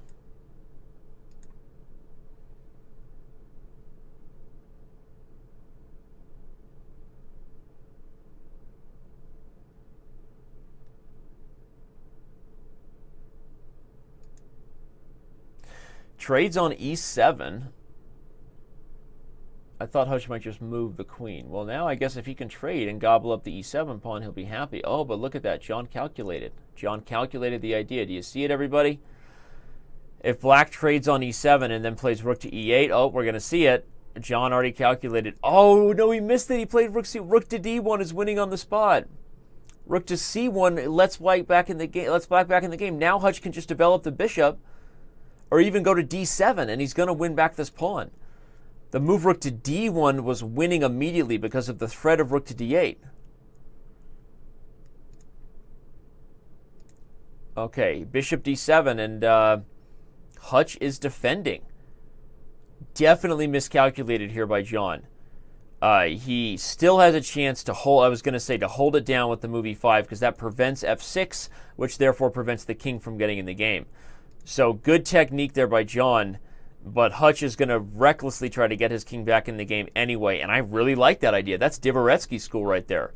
Hutch recognizing that he needs to get the king in the game even if it costs him a pawn, and it will cost him that pawn, and John actually calculated that really well. Looks like he is going to convert on this one, finds a way to make all the right trades, and wow, Hutch throws in the towel without making John show any more endgame technique. So we're going to take a few-minute break here.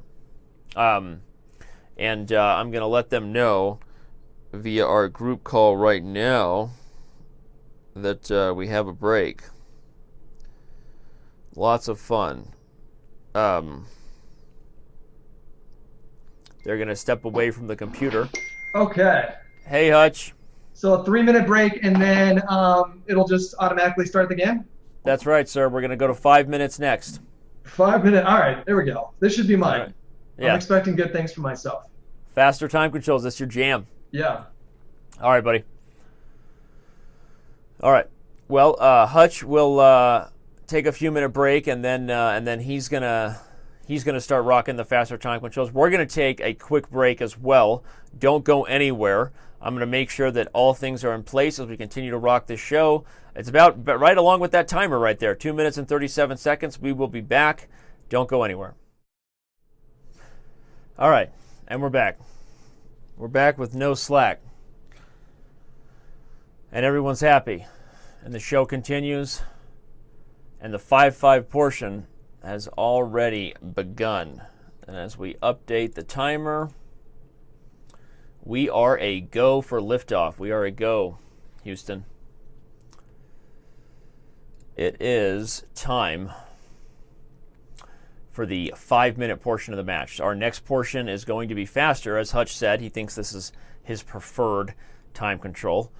Even 3-2, I think, is going to be preferred. And I kind of agree. I mean, so we have a 3-1 lead for Urschel heading into the faster time controls. I think if you asked both players before the match, this is probably about what they expected. I think John is a slightly stronger player. And the ratings would suggest as much, a couple hundred points better, even just here on Chess.com, as you can see John's rating right next to his username. But in faster time controls, not only is John almost never played faster time controls, but he just is not as quick of a thinker. So one of the big things he was trying to do to train for this was to push himself to be a little bit faster. I think Hutch is going to just get a little bit more relaxed, a little bit looser, and I think within 2 games, this is anybody's celebrity chess match right now. So again, remind everybody who's here for the first time, that's exactly what this is. It's not Nakamura versus Carlsen. It's Hutch versus Urschel. It's for charity. It's a ton of fun. We're analyzing the games, providing instructive analysis, because amateurs make more blunders than super grandmasters, which makes our analysis even more fun. And I'm here with you all. Happy to be here with my earpiece falling out. No big deal. This is just part of the show. You know, we try to keep things casual around here with our Jimmy Neutron look-alike hair. So what's going on here? This is I look at the position and I don't know what it is. It's a weird stone wall with the double pawns that don't really belong there. Probably a semi-Slav, and I think we should head over to the Bat Cave and check out with some analysis what's actually going on here. So let's see here. How did this game start, and what can we learn from it? We have a semi-Slav again. We saw this opening, and Hutch mixing it up even more. I think we've seen the move knight to c3 on move 2 in 2 of the games. Now he goes bishop f4 immediately, and then e3. He really wants to avoid these lines where John is taking on c4, despite the fact that I think Hutch has had pretty good middle games and even better chances than he converted on. I think Hutch is just tired of John taking the pawn. So he goes out of his way to play a move order that prevents John from taking the pawn. Those of you who've been with us for all the games know what I'm talking about.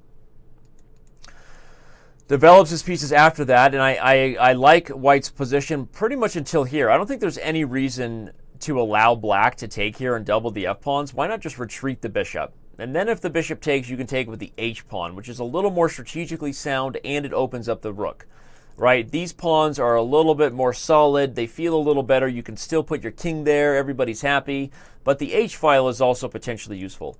So I would have said that bishop to g3 was a little bit better, but instead he castled and allowed Black to just take here on f4. I don't think this is bad for White. I actually like the big grip in the center and the fact that the pony is landed on that square. But I also think that these pawns, both the isolated d-pawn and the weak pawns here, are things that Urschel can kind of gang up on for the rest of the game. So we'll see what happens. Players are playing some natural moves. Interesting that Hutch would go out of his way to trade this strong knight. That's just bad business. No reason to do that. I would prefer bishop f3 to control my own weaknesses. I would prefer rook e1. I would prefer any move that keeps my knight on this strong square. He trades it, which for whatever reason is his preferred approach, and then heads for this really massive simplification on the e-file. Faster time controls shows both players are playing fast, but right now the surprising truth is that Urschel is actually the one up on time, right? Look at the clocks here. Again, to my right, you can see the game in real time. Above me is the analysis. To the right is the real game. Analysis, real game. Analysis. I feel like I always wanted to be one of those guys who gets the orange wands on the airport, and then you're like flipping them around, like, and like you just start doing stuff that make people go crazy. So analysis, real game. In the real game, we see that John is actually up on time. Black is up on time here, which is surprising to me, given that I think Hutch is a faster player. And he's playing well. I don't like Hutch's approach. Again, he traded off the strong knight and then allowed Black to do this plan of bringing the knight back to f6 and putting the pony on e4. So far, despite the faster time controls, John Urschel's following my advice. He's trusting himself and playing aggressively.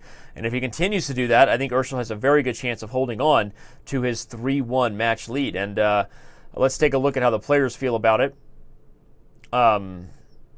Both players feel focused. So for those of you who are joining us on Chess.com TV or Twitch.tv/chess, thank you for being here. Please keep the questions and comments coming in the chat. Let go of the negativity. Sorry I distracted with some of the things I was managing with my team. My mistake. Won't happen again. Let's just focus on having fun and enjoying the living bleep out of this show for the rest of the day.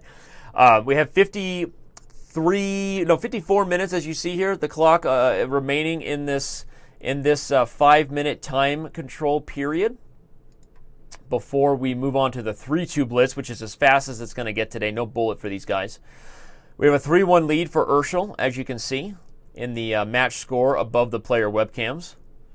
And we have an interesting one on the board right now. I actually like the way Hutch has played since this initial misplayed approach of giving up the strong knight. I think he's done a pretty good job. If I was him, I would play the move rook e1 now and expose the fact that Black can't actually trade and win the f-pawn. Why? Because at the end of that line, White has queen to e8, yeah, that's a checkmate one.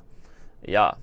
Okay, Hutch doesn't see this yet, but maybe he'll find rook e1. If he finds rook e1, I actually like White's position in this endgame. I like White's chances to challenge e5. That's not a good move. Black should play queen e7 now and stop White from getting the e-file. Black should play queen to e7. Okay, he plays b6 first. b6 first to kick the knight out of this square, which is also okay, but he needs to follow it with a move like queen to e1, queen to e7. See, now if he plays queen e7, White can play rook e1. So that means he may have to trade here first and then play queen e7 to prevent White from challenging the e-file, which I'm not sure is as good of a plan. So I really would have preferred if Black tries to kind of infiltrate and really expose that he controls the only open file on the board, not White. But John didn't go for this idea.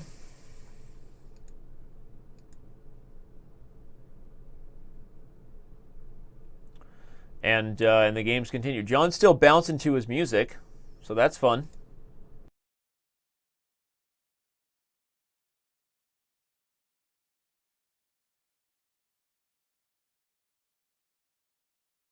We'll have to ask John what music he's listening to, as obviously we always want to know that. Something tells me, unlike Magnus Carlsen, he's not listening to Taylor Swift. I don't know why. Just call me crazy.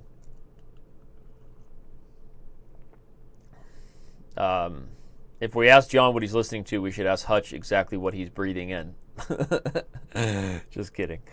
Oh, that was funny. So John trades on d3 and then goes for the e5, as I was saying, but now Hutch can play king f2. I actually think that White is fine here, and Hutch plays it. The e-file is not going to be dominated by Black for much longer. If White has a chance, he might even play queen to d2 and then slide over. And who's better in the king and pawn ending? That's going to be an interesting question. Probably Black, I guess, because he has a better structure. We're going to see White's weak pawns that I initially criticized him for early on come back to haunt Hutch, possibly. And this move, queen e6, has some sneaky intentions.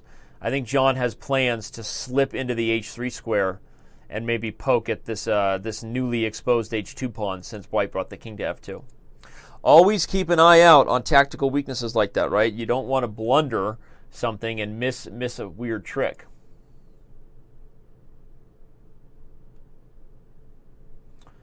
Okay, well, Hutch plays king g1 pretty quickly. He saw this idea coming.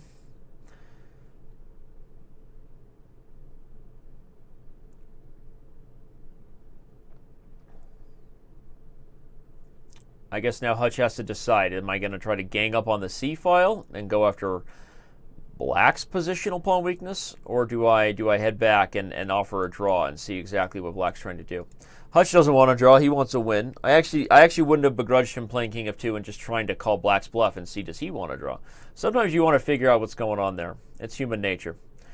But queen to c2. Okay, I think rook e6 might have made a little more sense to try to keep the rook on the e file.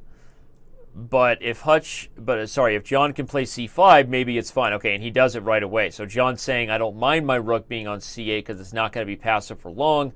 And now I'm going to take back on c5 with either the pawn or the rook. I think both are possible here for Black. Takes with the rook. That isolates the d4 pawn, unfortunately. But it's also a passer. Okay. Interesting game here. A very equal game. I think Black has to be careful of not missing opportunities for White's pieces to quickly jump in. In fact, am I hallucinating, or does White have the move queen to g6 here? Threatening rook to e8 and shake and bake. I guess the big thing is that queen to g6 can be met by rook to c1, and we're just going to have a big bowl full of jelly, which is the new thing I just invented for saying a big trade. I have no idea why. Let's see here. If queen to g6, threatening rook to e8, probably rook to c1, trade town, and actually Black is happy at the end of a line like this. It's interesting because even at a line like this, I think White still has some pretty decent drawing chances. Okay, and in the live game, which we should go back to now because it's about to change rapidly, John is going to take his opportunity to force the rook and pawn ending. Maybe Hutch's best chance is queen to e2, so that at least when the trade happens, the white rook guards the 7th rank. And Hutch found this move, so good defensive heads-up play by Hutch. Not as fun as what Hutch had planned with a move like rook to e7, but still interesting nonetheless. Evaluation? I think if Hutch plays f5, he's in good shape. Okay, no, see, these guys both instinctively start running their kings to the center, which makes sense. But the move f5 would have gone a long way, and as you can see, Black just played f5. f5 goes a long way to not only keeping Black's king out, but also meaning if Black wants to get out, he's got to allow pawn weaknesses. Play a move like g6, and then when we trade, now all of a sudden Black has 2 pawn weaknesses for the rest of the game. He's isolated and separated his own pawns. So f5, sometimes we have to focus on preventing our opponent from achieving their plan as a little bit of a higher priority than us achieving our own. So Hutch goes for king e3, but you don't have to tell John again. He played f5 in the game. And what happens? So then Hutch tries to undermine it with g4, but whoa. And then Urschel just blunders the d4 pawn. What had he calculated there? I don't know what he had calculated there. Let's check back on the players and see what's going on there. He's shaking his head. He doesn't know what he calculated there. He's like, I don't know either, Danny, and I'm not even listening to you. I just know what you're saying. I can feel you through the vibes of the interweb saying what John just did there was silly. Now he's shaking his head and laughing, yeah. And I didn't see Hutch's reaction as soon as d4 was played, but I would bet Hutch was happy to just grab that pawn. Despite that blunder, this position should still just be an easy draw. I mean, it's a completely symmetrical position. The extra pawn means nothing here, right? Doubled pawns, not going anywhere. They do nothing really to help White's winning chances. So, short of a player, drastically misplaying it, allowing one side to infiltrate with a king, I think this is going to be a pretty straightforward draw.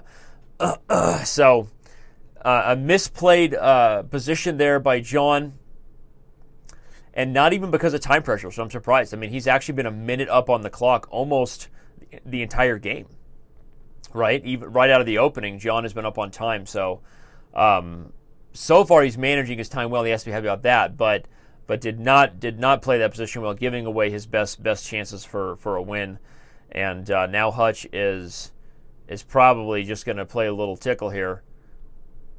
We got a little tickle and offer a draw, huh? Interesting stuff. So we're probably gonna see our first draw of the match unless something crazy happens and one side offers a king and pawn ending.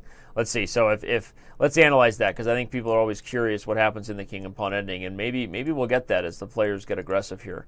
So rook to c1 is played by John, but if the rooks come off the board, again, it's about equal, but whoever gets opposition, if white gets opposition, he's going to have room to infiltrate with the king. If black gets opposition, it's less of an opportunity because the e4 square is protected. So Hutch has much less chances to lose a king and pawn ending than black does, but the move rook to c1 was a nice move by John, threatening the move rook h1, everybody. That's why Hutch just played rook h2. So if you're Urschel, you at least like the fact that you've kind of become the aggressor here.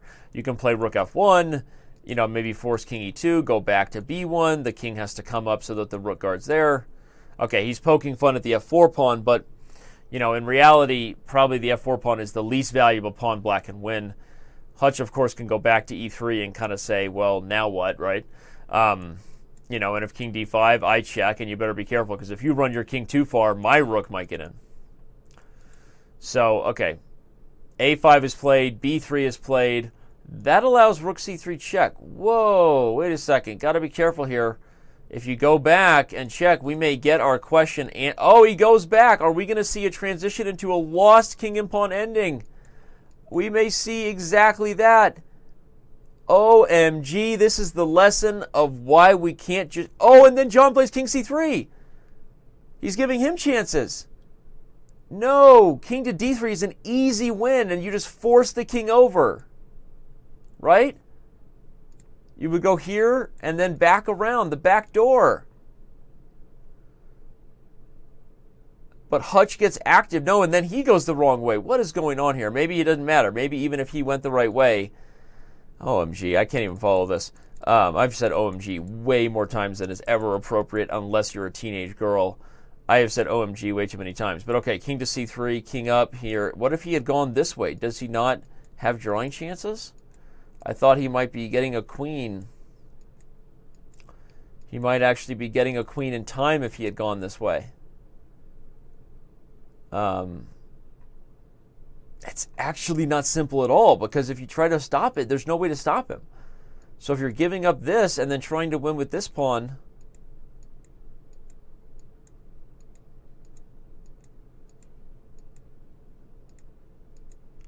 Okay, maybe black is winning in the end of these lines, but just like, okay, crazy stuff. Black is going to win. Black is going to win this way, and we got to see the reactions of these players here. But this is, and Hutch is just shaking his head. He found a way to lose this game. He really did. No reason to trade into the king and pawn ending for starters. And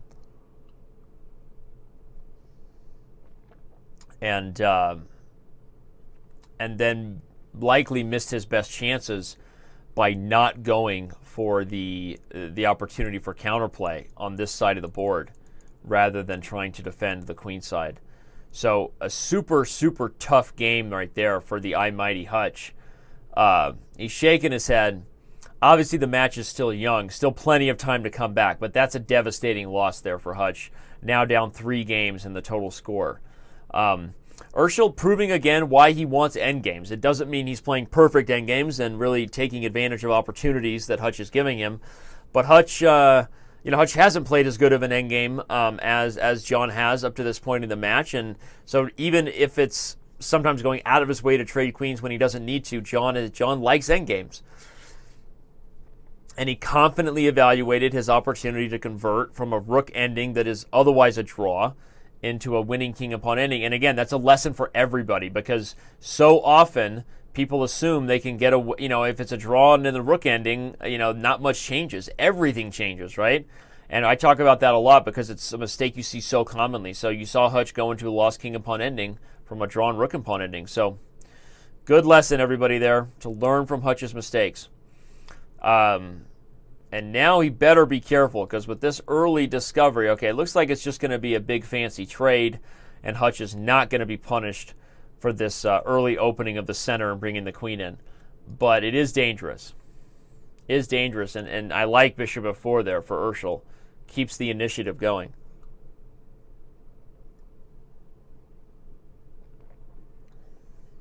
Fun stuff.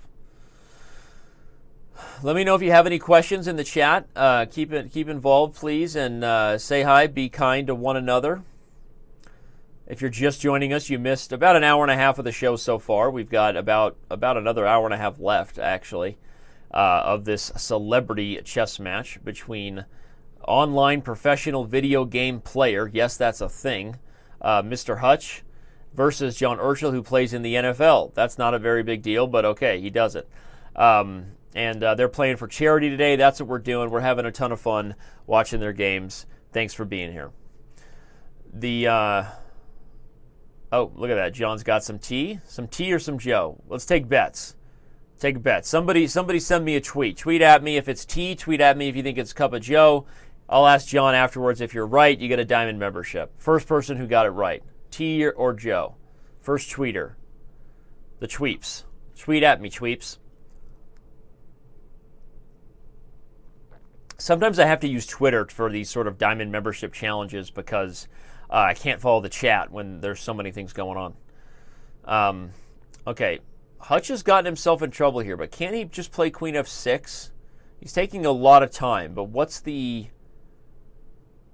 Oh, wait, okay, so the issue is that Queen A4 is coming, right? Let's take a look over. Let's head over to the Batcave, shall we, everybody? To the Batcave, Bishop F4. So if Queen F6, the point is Queen A4 and Bob's your uncle? Is that the idea? On C6? Looks like it, right? So that means he may have to take here, but then there's Bishop takes E5, which would open up an all kinds of crazy door. I actually don't even know if it wins for White though. Like this whole line would have been so nuts. I'm not even sure it actually wins. Bishop takes E5. Hutch just pulled a Simba and laughed in the face of danger. Look at that. Rekharovka, Holmes. He just castled. Say what? Doesn't that just lose a piece after knight takes C6? I think he's going down here. I think down, down, down. The red knight's going down. I think Hutch is on tilt right now. He needs to pull himself together and find a way to come back because he's on tilt right now. After the last loss, I think he's still beating himself up for losing that rook and pawn ending because he's just not playing his best chess here. Knight takes C6 is a problem, right? You got a double attack. The queen's under fire, and I just won a piece, so there's just no way to deal with both, given that the knight is protected. So, again, I think that bishop takes E5. Let's look at that, because I'm just curious how bad my calculation is today. If pawn takes, the goal is now I can trade queens or even play queen E6, and there's no real pressure here anymore. I've got plenty of defense. I actually think black is doing fine. If bishop takes, the point is I can actually take it. If you take here with tempo, I actually trade queens with tempo before you take here, and in the end of that line, you don't win my undefended bishop on B7.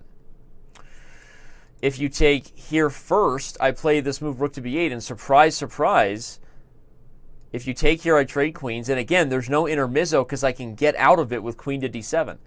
So as crazy as it seems, I think that Hutch did have a way out of that position with bishop takes E5.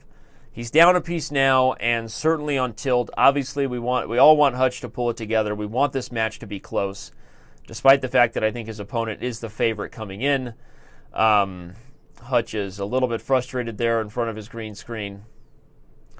But okay. The blunders notwithstanding, he did have a chance there, so he was in this game if he pulls it together. If Urschel converts, that's a 4-game lead. That's a big lead. Now, again, as the time controls get faster, I still think Hutch is the better blitz/bullet player. So if he stays in the match as the time controls get faster, I still think this is going to be a very close match toward the end. But right now, Urschel in the driver's seat, focused. Hutch is I don't know. I don't know what Hutch is doing.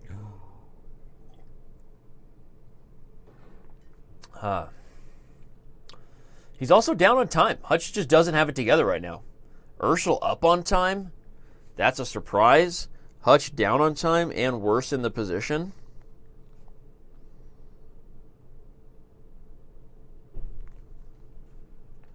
Tough stuff for Hutch right now. Down a piece. He played C5, a quick little tricky poo. He was attacking the bishop there. John said, not going to fall for that one. Brings the bishop back to safety.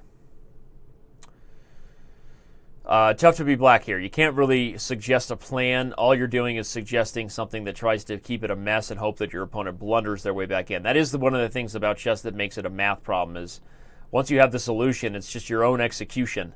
It's not, there really isn't anything your opponent can do to trick you as long as you execute properly. So nothing that should stop Urschel from winning this game is white here. Nothing at all.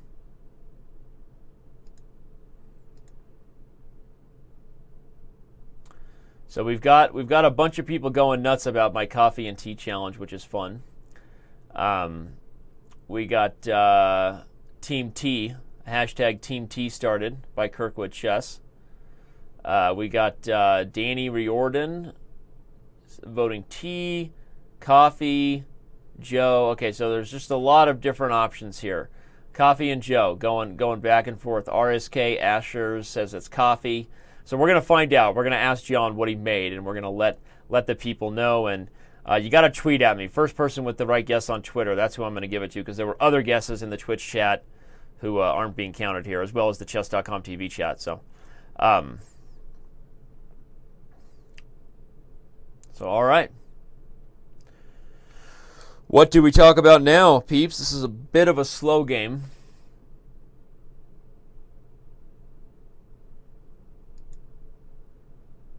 Another one, we got Randy Marsh is in the house. He says it's Joe, and we'll see who's right. Thanks for playing along with this game.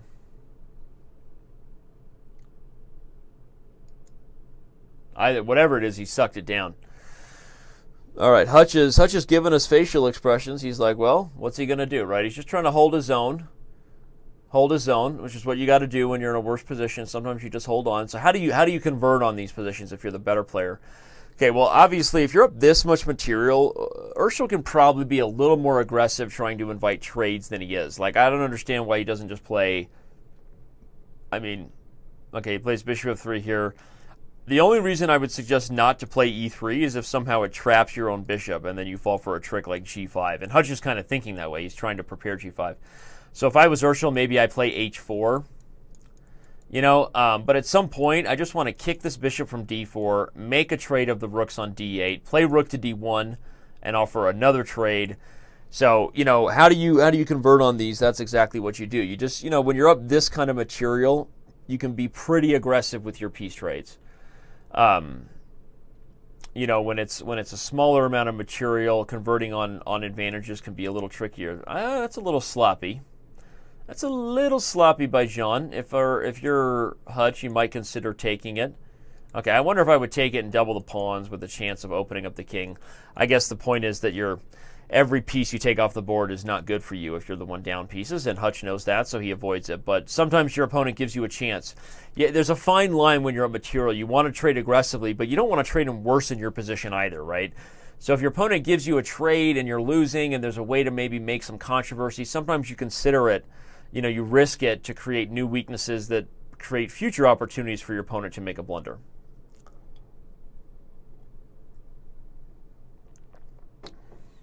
So, and we'll see. Urschel going out of his way to trade pieces on the D file like a good boy should, like a good Russian schoolboy who knows proper technique.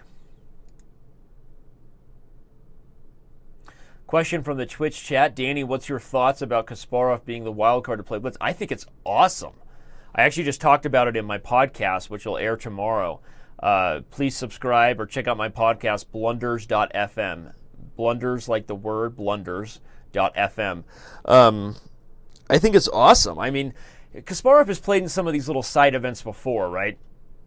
Like tandem stuff with partners that are much worse than him or whatever, but nothing like this, nothing to this level. I mean, this is a serious Rapid and Blitz event that counts toward the overall standings of these guys' Grand Chess Tour future. Like, what if Caspi just rocks everybody's world and denies Magnus Carlsen winning the Rapid and Blitz, and that affects Magnus Carlsen from winning the Grand Chess Tour? Right? Okay, I don't think that's going to happen. I actually think Kasparov will probably finish somewhere in the middle of the pack. I don't think he can compete with the best rapid and blitz players anymore. But Garry Kasparov is a legend. Anytime he comes out of retirement to play, we all have to get excited.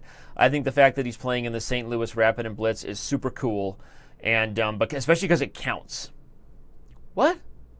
Oh, Hutch just resigned. He said, okay, I can't stop the queen trade. I'm throwing in the towel. So we haven't missed much there, and now we have a 4-game lead with Urschel moving up to 5-1 in the standings. With a 2-game lead on the 5-5 Blitz. I'm a little surprised by that. I keep thinking Hutch is going to pick up his game as the time controls get faster. But anyway, to answer your question, and thanks for the questions coming via the Twitch chat. Really appreciate it. All right, so what do we have here, peeps? We have a slightly dejected Hutch, a super focused John Urschel, knows he needs that lead as the time controls get faster. I think Hutch has to find a way to pull himself out of the gutter. You got to stop the bleeding. You can't lose another game here, especially with white. So Hutch has played better than this result. I think Urschel's played about a 2-game advantage overall in terms of their quality of their chess. If I'm just guessing on what I've seen, but when blunders in the critical moment happen, Urschel has been slightly more opportunistic. That's what you got to be in matches. You got to be opportunistic. And John has been that, taken advantage of some of Hutch's big blunders, big opportunities. Again, we have this interesting Slav. Since we've been learning so much about that, let's actually jump back to the Bat Cave here and let Danny discuss what he thinks we're learning from this opening, since it's probably wrong, and we love when Danny's wrong, and we can learn from it, right? Let's do that. So, Another strange Slav, as you can see, as I've said, that's the real game, follow the times, but let's take a look here for those who want the analysis. Another weird semi-Slav with bishop f4 on move 3. Again, Hutch is playing a move order now that's avoiding Urschel taking, even though I think he actually had the better positions in those games. Again, I'll say it. Bishop f5 is played, then knight f3, e6. This is kind of typical stuff. Urschel plays knight h5. This isn't a bad idea for those of you who wonder, is it worth the wasted tempo by black to try to win the bishop pair? It can be, right? The bishop pair is important, and the dark square bishop certainly has a future in this structure. But if white just goes back to g3, I would say that a lot of the times that early approach to go get the bishop, it's just about equal. It depends on who's playing. Both sides have a chance to exercise their muscles a little more clearly on the position. White has the h-file, better control over the center, a slight lead in development, but black has the bishop pair, so both sides kind of have different goals. But what's interesting about this approach is that after knight h5 and bishop e5, John actually didn't just go take the bishop pair, which is weird to me. To me, if you're going to go out of your way to do all this, John should have just taken the... Whoa, we already missed it. So oh my gosh. Hutch just blundered his queen on c2. Wowzers. So Hutch is fully on tilt right now. Frustrated with himself, and I didn't even have time to give you all the analysis I wanted to give you from that game. That's a lesson of you have to focus in the moment. Don't let previous losses hang over your head. And as we look at the players and how they're feeling right now, I think we know Hutch is laughing at himself a little bit because that was just an absolute horrific blunder on a single move. Too bad for Hutch. So, okay, I'm not sure what's going on in his stream. Maybe things are getting wild over there in Hutchville. Hutch's stream. But, okay, so we're back to another anti-Grunfeld. These guys have played like a couple of super GMs in terms of their opening repertoire. When Hutch is white, we've seen this semi-Slav that we just saw, albeit with some weird and, unorthodox, slightly dubious move orders, I think sometimes by both sides, but pretty consistent. And here we've seen this anti-Grunfeld with g3. Again, Hutch not really going for c5, puts the knight on c6, which is okay as long as he plays for e5 quickly. Okay. Plays the move bishop to g4. I get it. Hashtag I get it. But does he really want to give up the bishop pair? That's the difficulty here, right? I mean, if you're not playing c5, you play e5, you open up the bishop. So he plays here to pin the knight, but now he's losing a tempo. I think John's slightly better knowledge of opening theory is helping him here, as well as his dance moves. He is rocking it right now. As I said, he's getting his jig on and getting jiggy with it at the same time. So again, I'm pretty sure he's not listening to Taylor Swift. Could be wrong. Maybe it's a remix. Anyway, so John having a good time. Hutch is a little more stressed. I think Hutch needs to relax a little bit and get his jiggy on and find a way to pick himself out of this gutter right now. Because he's not out of this match at all, especially because the faster time controls are on their way. Not out of the match at all, but John is entertaining us. Look at the dance moves. Gotta love it, right? Love the dance moves. Let's do another contest, another Diamond membership contest for whoever can guess what John Urschel is listening to. So tweet at me on Twitter with what you think John Urschel is listening to. The first person who gets it right when I review the tweets later after the show will get himself a Diamond membership, which should be useful, I guess, if you're an aspiring chess player. Okay, what happened here? I think John's music got a little ahead of him because he was getting pretty excited there, and he was dancing and just really feeling his zone, and then just blundered this H-pawn. So John just blundered that H-pawn, and you notice he's not dancing anymore. That's pretty funny, right? So he gives up the H-pawn. Hutch happily captures it and goes back to G4, which, by the way, I said I understood G4, Bishop G4 before, and I did. Because one of the reasons you try to undermine this knight in a Grunfeld is that knight is a key protector on this key d4 square. So a good reason for why Hutch tried to do that, even though it was probably not the right idea at the time with h3. But, you know, he took advantage of a blunder by Urschel, gobbled the pawn, and now if he plays a move like rook to d8 and prepares even for moves like e5, the more pressure comes to the d4 square, the more the fact that this knight might be leaving the board could be a serious problem for white. So Hutch taking his time now appropriately. He's up a pawn, and he needs this win. He's down. I mean, look at the match score. He's down 4 games. Hutch needs to get this win. No, he's down 5 games. Actually, match score doesn't even reflect the current score, which I will make sure I let my team know that right now. But the point is Hutch needs this game for sure.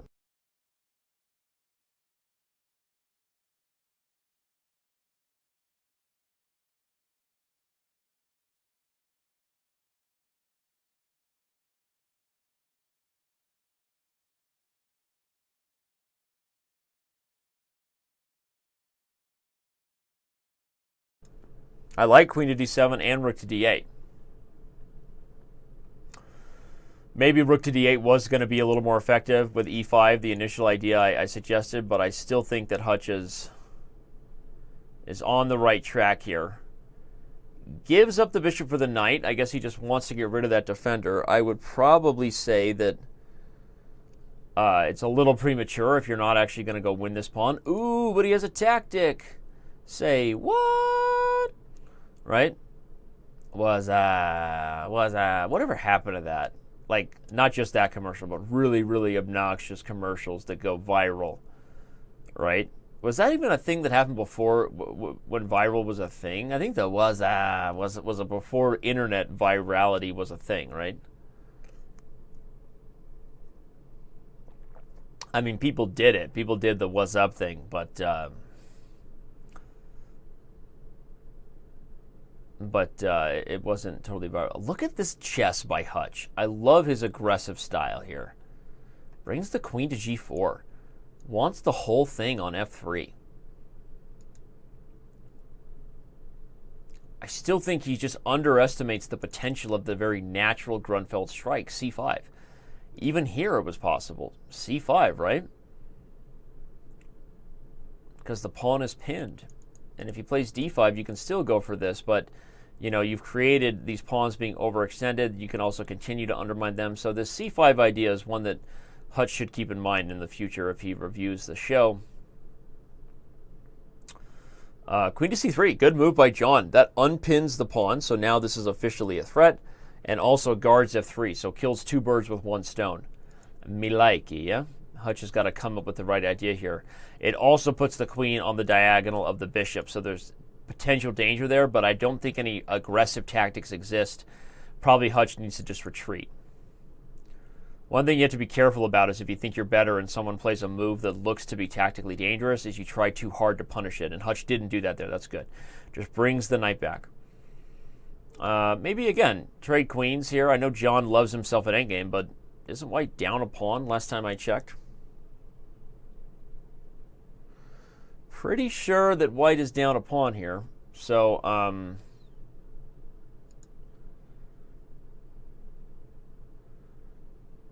pretty sure that white is down a pawn. So trading queens is maybe not the best idea, but Hutch isn't interested anyway. He backs it up.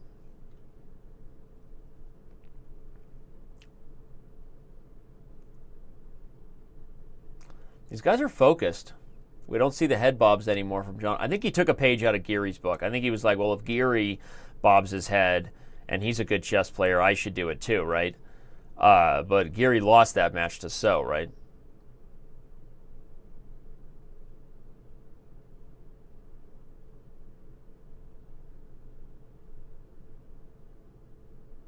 Interesting. Rook d2, e6. Urschel is defending well, despite the loss of the pawn. And he's putting his pieces behind his biggest strength in the position, and maybe will create an opportunity to play something like d5. But I think he has to be careful with the big center not to overextend too quickly. Probably the best thing to do, given that he's down a pawn, is maybe to sit tight and make Hutch come up with some way to improve these ponies that are not ideally placed as long as they're in front of the pawns. Ponies that are in front of pawns often get kicked. e5. That gives away the d5 square. Me no likey, and Hutch likes it. Hutch pops in there. You know it. Right? You know it.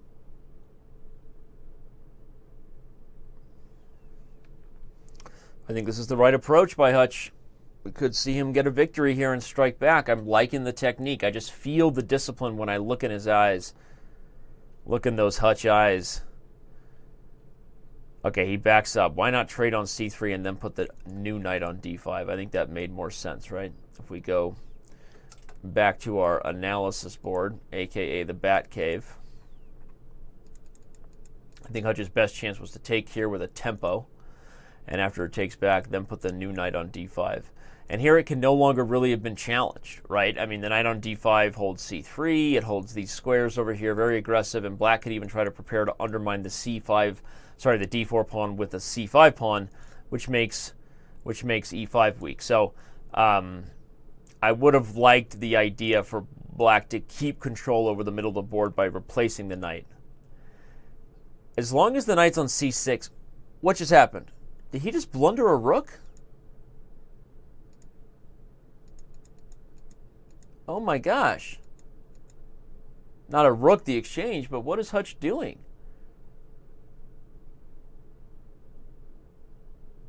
I have no idea what just happened there. Why would Hutch do that? First of all, he doesn't take on c3 and put the knight on d5, like would have been just perfect. But he just blunders the rook on d5. Maybe he didn't like the idea of moving the rook and giving up the knight, which I understand, but you're already up a pawn, so you're not even down material here. Just seems like an overreaction there for him to give up the exchange. He probably still has some compensation with a pawn for the exchange if you look at the live position. The d4 pawn is weak. He's got this knight that can hop into squares. So I think that Hutch's position, he has some compensation. Look at Urschel, just obsessed with trading queens. He'll do anything he can to trade queens. I actually like Hutch's compensation, but still no reason to give up the exchange there, and certainly the blunder is unfortunate because Hutch was truly in the driver's seat before he didn't do the line I said of knight takes c3 and then putting the pony on d5. That would have been really the right approach. Let's go back to the view of seeing what's on these players' faces and take a look at it, because I am interested to see how this one plays out, and if Hutch can hold his emotions together. He doesn't want to go on tilt. Going down 6 games, if he finds a way to lose this one, down the exchange would be a seriously rough blow. But Urschel is playing well. He defended that position down a pawn for a while. Hutch didn't convert, and now Urschel is again opportunistic, capitalizing on Hutch's blunders. So I think, the difference in the match has been, just that, a few critical blunders. I don't count this one out yet. Knight d5 is not a bad move at all. In fact, does Hutch see he has this chance of queen to e7 and flopping over here for an attack on the king? That could be interesting.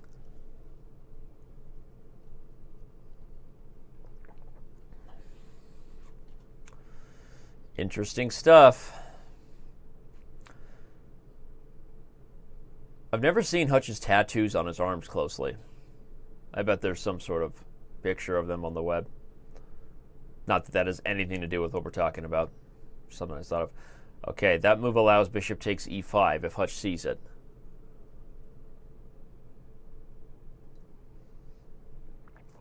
Queen to e7 is also still in the air. Unfortunately for Hutch, he sees neither. Bishop takes e5 works because the pawn is pinned to the rook, which would have been pretty good. And queen e7 sliding over here is also just dangerous. I mean, that just looks scary. So I think Hutch is missing a couple opportunities there, and now he may finally have allowed Urschel his dream. All John wants to do is trade queens, as we know, and it looks like Hutch can't get out of this one. He can still play bishop takes e5, for the record.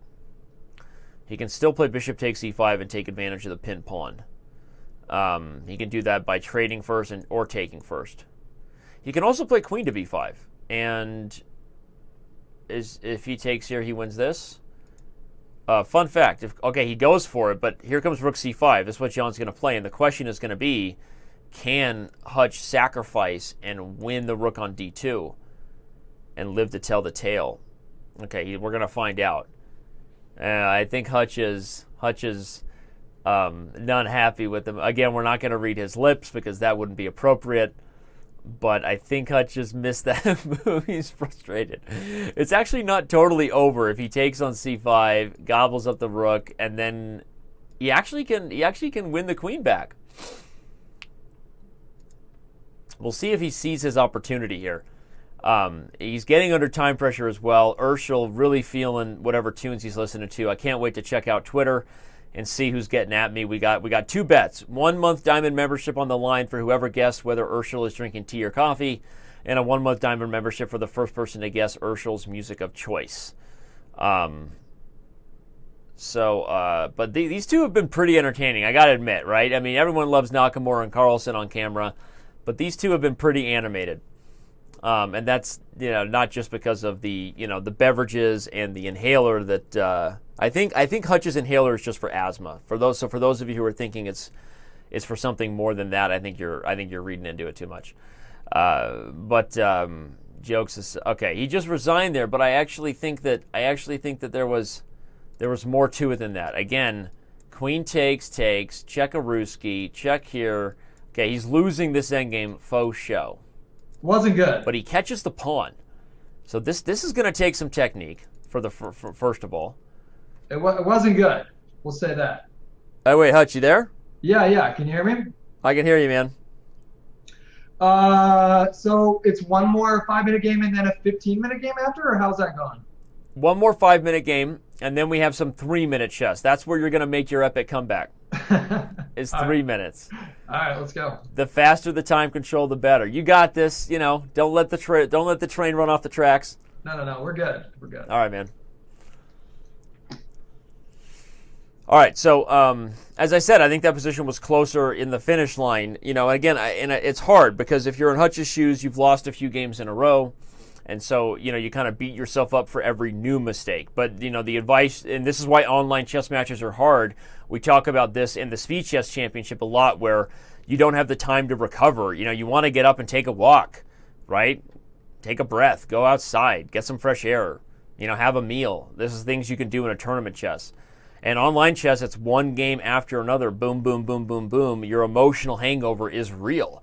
And Hutch has been in these games. He was frustrated with himself, in the last game there against John, and now he's potentially, he was frustrated with himself really since he lost that rook and pawn ending, right? He was down in the match before that, but when he lost that rook and pawn ending, for those of you who know, I think he's been beating himself up a little bit, making more mistakes than would normally be, of his level and in his character, and then now he's kind of beating himself up a little bit because even in that last position, the game wasn't over. So as much as you can force yourself to be unbiased and to push yourself to see every position as it really is currently and not be upset with previous losses, the more professional you are. The easier it is to find the right moves in the current situation. So anyway, it's just tough. It's easier said than done. Been there, but at least when we talk about this with top grandmasters, now this helps us respect their ability to do it even more. Because those of you who've watched those matches, you know that very rarely do you see any one of those top players lose more than 2 in a row. It happens, right? And then we start talking about it. We start having these conversations, but it doesn't happen as often, right? You guys can all vouch for that. They pull themselves together, and that's something you have to do. You have to be able to pull yourself together quickly, and not beat yourself up. And right now, Hutch is struggling not to do that. So okay. The show continues. We rage on. We got one more 5-minute game, very, very likely, and then we're going to be moving on to the 3-2 blitz with one more break. So I think we're gonna make sure this is the last 5-minute game, probably regardless of the length or the result, and give these guys a few minutes, and then we're going to move on to the 3-minute portion.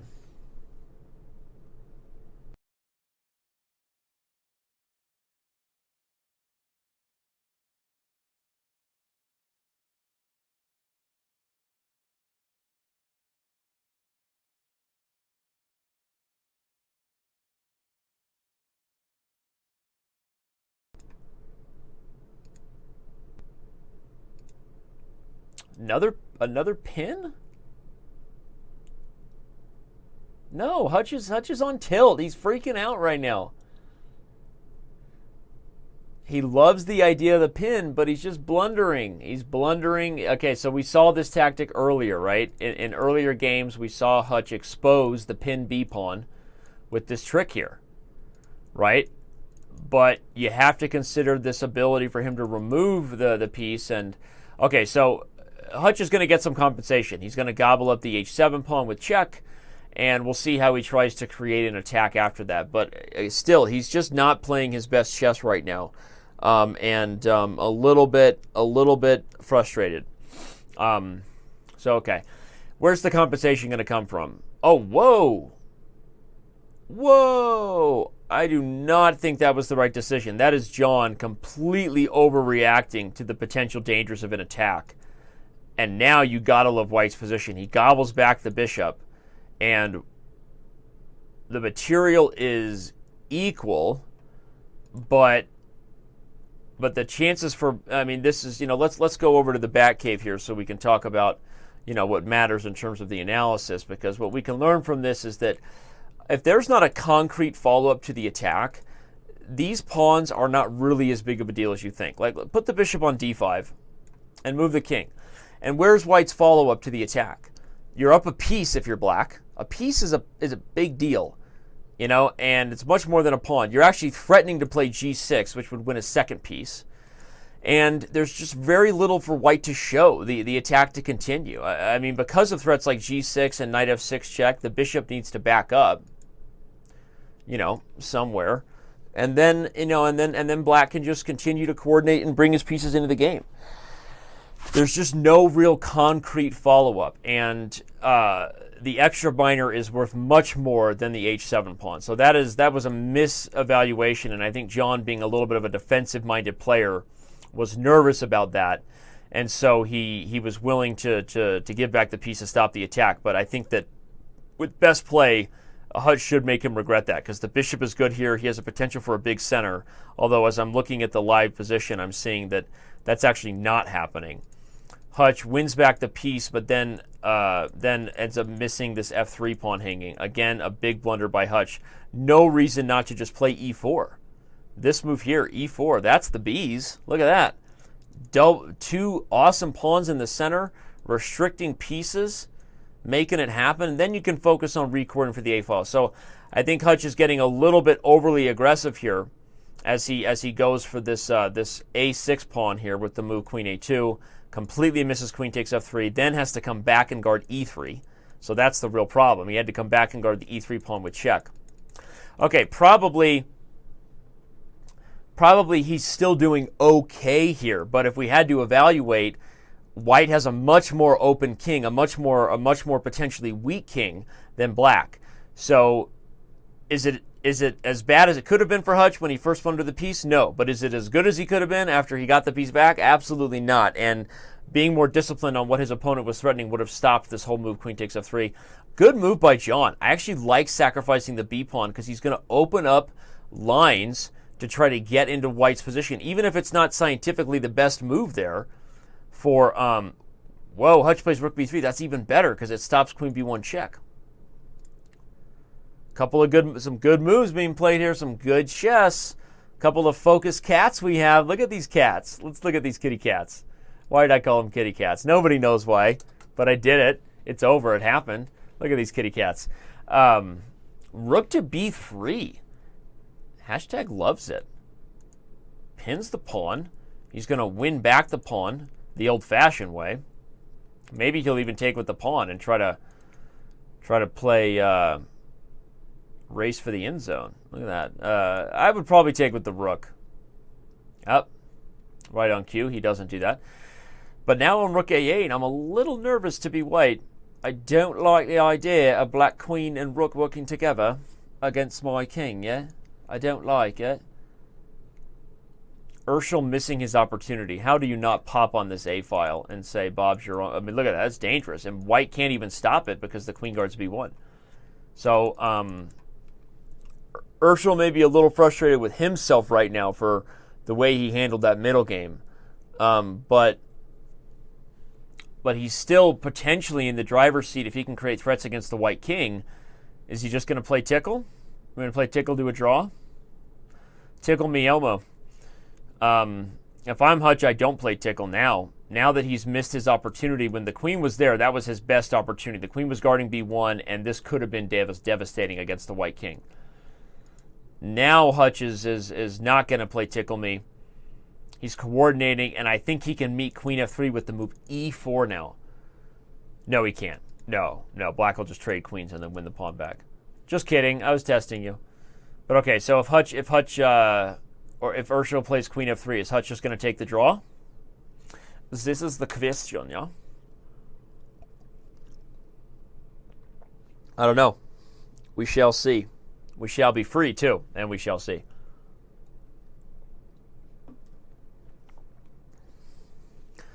Okay, Urschel finally goes for this idea of getting on the C file, but it's almost too little too late. And now Hutch is reaching optimal coordination, right? The queen defends the rook defends the pawn wants to get a queen. Okay, the 7th rank is a problem. That's a real issue. That is a first world problem right there. I actually think maybe it's a big problem. Okay, he's going to try to offer the queen trade, but Urschel's going to say, no, thank you. He's going to come over here. Maybe even to E2.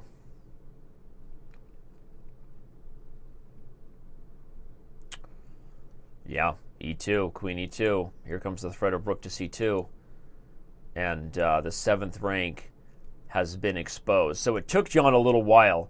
Not as accurate as our initial suggestion, and we have mate. And Hutch is freaking out, and John is laughing. He's not even playing it yet. He's just laughing at his opponent. He's got mate in 1. Does he see it or what? John.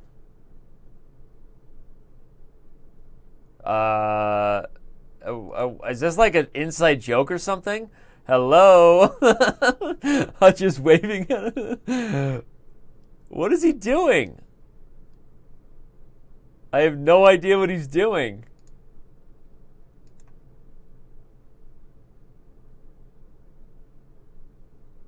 What is he doing? He's going to get some more tea? Or... Okay, it is tea. Looks like it is tea, whoever gets the tea. Okay. something. Okay, finally he plays rook to c1. What is that? What was he doing? I don't even know. But it's a break time. Break time. That was funny. That was funny. The clock I had running above me was a little slow, everybody. So this is actually. I am the worst. You know what? You're not the worst. You're not having your best day so far. Don't sugarcoat it, Danny. You know what you're doing right now? You're beating yourself up for previous mistakes. I'm gonna give you advice so you can turn it around here. Okay. You're beating yourself up ever since you lost that rook and pawn ending where you went to the king and pawn ending. You've been beating yourself up for every previous loss. Yeah. You just got to let it go, man. A couple of these games where you blundered, you actually were still in the game, but because of your kind of like emotional hangover, you're not seeing the position clearly. So you got to pull yourself together and focus for the last 3-minute portion, and you can turn it around. I know it. Oh, it's tough. It's a grueling game. It's a grueling game. Dude, it is grueling, and I'm not saying it's easy, but I am serious. I think you're a little bit on tilt right now. You just gotta take a fresh approach and get a few wins, and then you'll feel better. Are we doing the 3-minute chess now, or are we doing another 5-minute chess? Nope, we're doing it. We're on to the last match. Only has about a half an hour left, so you guys will get a few 3-minute games. It'll be fun. Okay. So we got a couple minutes break right now. We'll start in just about another 90 seconds. Okay. All right. I'll be waiting then. All right. All right, end of the 10-5. It was actually the end of the 5-5, and we are going to start the final 30 minutes. We are going to start the final 30 minutes of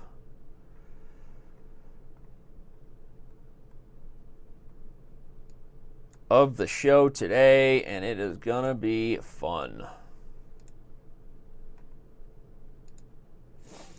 All right, well, we'll see if Hutch can respond to some of my advice there. You know, I don't know. I know it's hard. I wasn't saying it as if it's easy. You know, this game ain't easy, right? Chessing ain't easy. I'm pretty sure that's what Jay-Z said. You know, he also said that he's a CHESS, right? He said chessing ain't easy.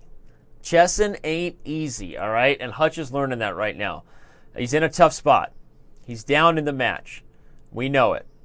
All right, but we still have some chess left to be played, and it's about a half an hour left, and so don't go anywhere. Should be fun. Then we're going to talk to these guys quickly afterwards. I think the big mistake right now for Hutch has been that he's let his previous losses really hurt his current evaluation. So if he can take some of my advice, shake it off, I expect he's going to win a couple of these 3-2 games and be feeling a lot better.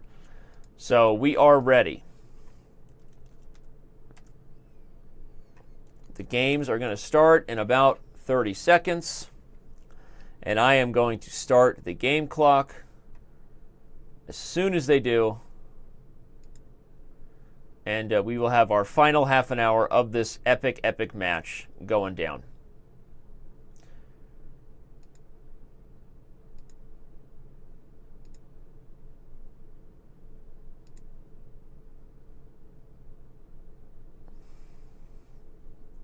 And we're off. We're off to see the Wizard, the wonderful Wizard of Oz. We have another opening, another anti-Grunfeld likely coming. Okay, and maybe this is also a good thing for Hutch if he can spend some time looking at this opening if he doesn't feel confident.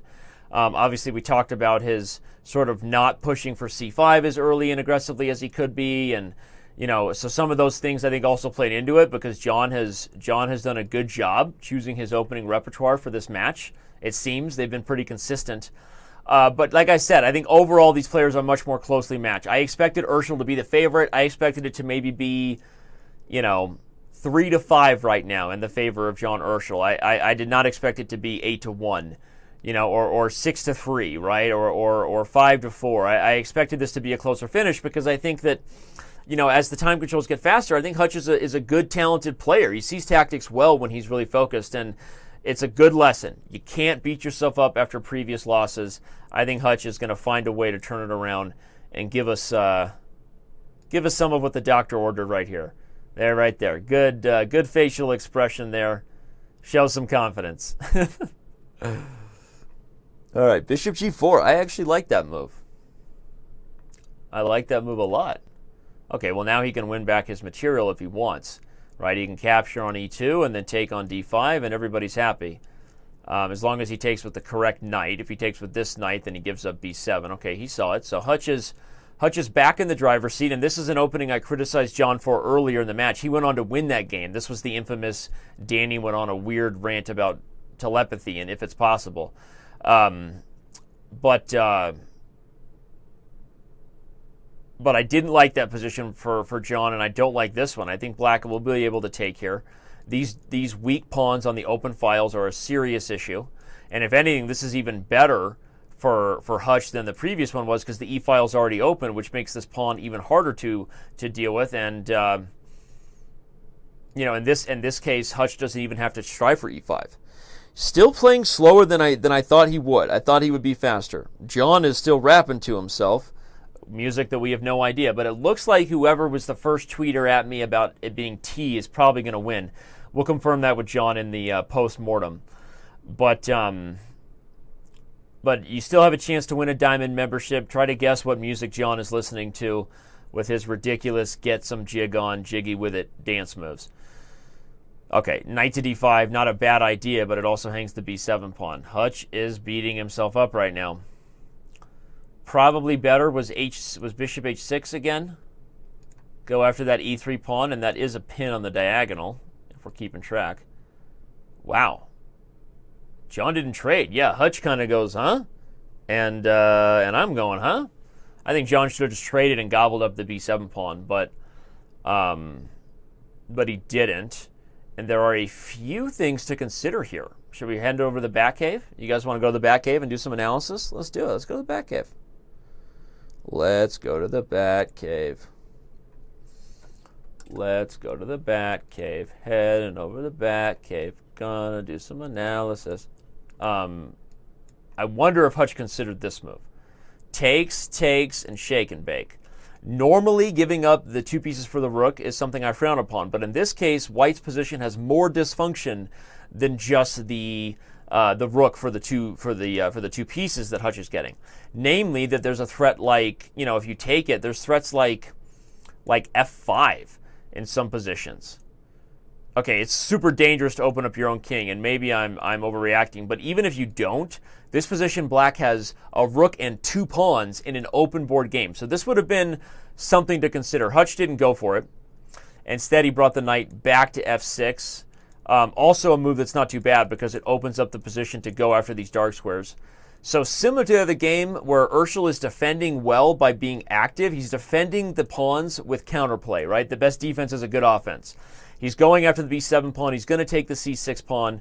But even with all that said, Hutch is still going to eventually break through on the dark squares here, and I still don't like this opening for John. He's gotten away with it a couple times due to some less than perfect play from Hutch. But even here, is this... No, I guess you can't do it right away. You can't. Yeah, you can't go for any tactics here right away. But maybe Hutch just doubles the rooks, and there's still problems here. It's not. This is not a practice to be repeated. Okay, we'll say that. So let's go back and see how the players feel about the position given their current state of facial expression. Isn't it funny how I think I can tell what they're thinking just by their facial expression? I'm also somebody who believes in the potential realistic truth of telepathy, so what do I know, right? You know nothing. The first rule of knowing something, Uncle Sasha, is that you know nothing. I knew that Crimea was a part of Ukraine, and look where I am today. I am living in Crimea in Russia. Uncle Sasha knows nothing. This is why he knows something. Who is Uncle Sasha? Uncle Sasha is here, and he is doing commentary. Bishop takes c6. I do not like this. Actually, I do like this, because if we make this big old trade on e3, it looks like in the end... wait a moment. Chop. In the end, Black is gonna win this pawn, everybody. Hold your horses. Ladiasev 4. Slon. Chop it. Take. We have a drawn. Rook and pawn ending. If If Hutch finds this one, the bishop takes on the d4. And he blunders rook to go visit. Bishop d5 check into game. We are seeing blunderfest from Uncle Sasha. Uncle Sasha is seeing a blunderfest today. Uncle Sasha does not like blunderfest. This is getting ugly here, partly because of the time pressure. All right, Danny's back. I don't know who that was, guys. Blacked out. Uncle Sasha took over. It's weird. Okay, we've seen multiple blunders. We saw Hutch with an opportunity to take on d4, had to do a drawn rook upon ending. We saw Urschel with an opportunity to win a rook in one move. All of these things were missed, and now we're in obstacle bishop ending, where though white should be better, I have no idea what the result of this game would be. It would be ridiculous for me to claim that we're going to see this game converted in the most proper fashion. Not because I don't believe in these guys, love these guys, but I just don't think we're going to see blunder-free chess from here on out. But yeah, that was interesting right there. I think you guys all saw it too fast. If you didn't see it, I can go to the Bat Cave. Let me know, I can show you. Head over to the Bat Cave, show you what you missed.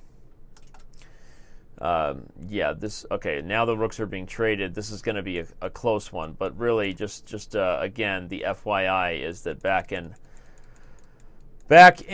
the critical moment when Uncle Sasha took over, as we head over to the Bat Cave, we have this one here, where in this position, after rook to c4, seriously, black could have just taken.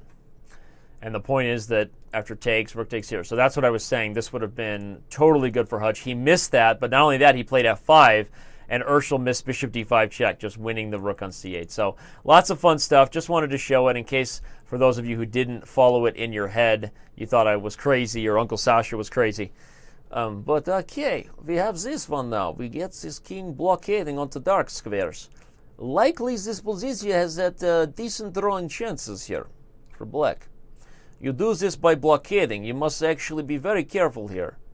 Okay, you put the king here, and you move the bishop around, and you just sit there and you play tickle until Elmo comes out of the closet, and everybody's happy here. You Americans play with Tickle Me Elmo. Da?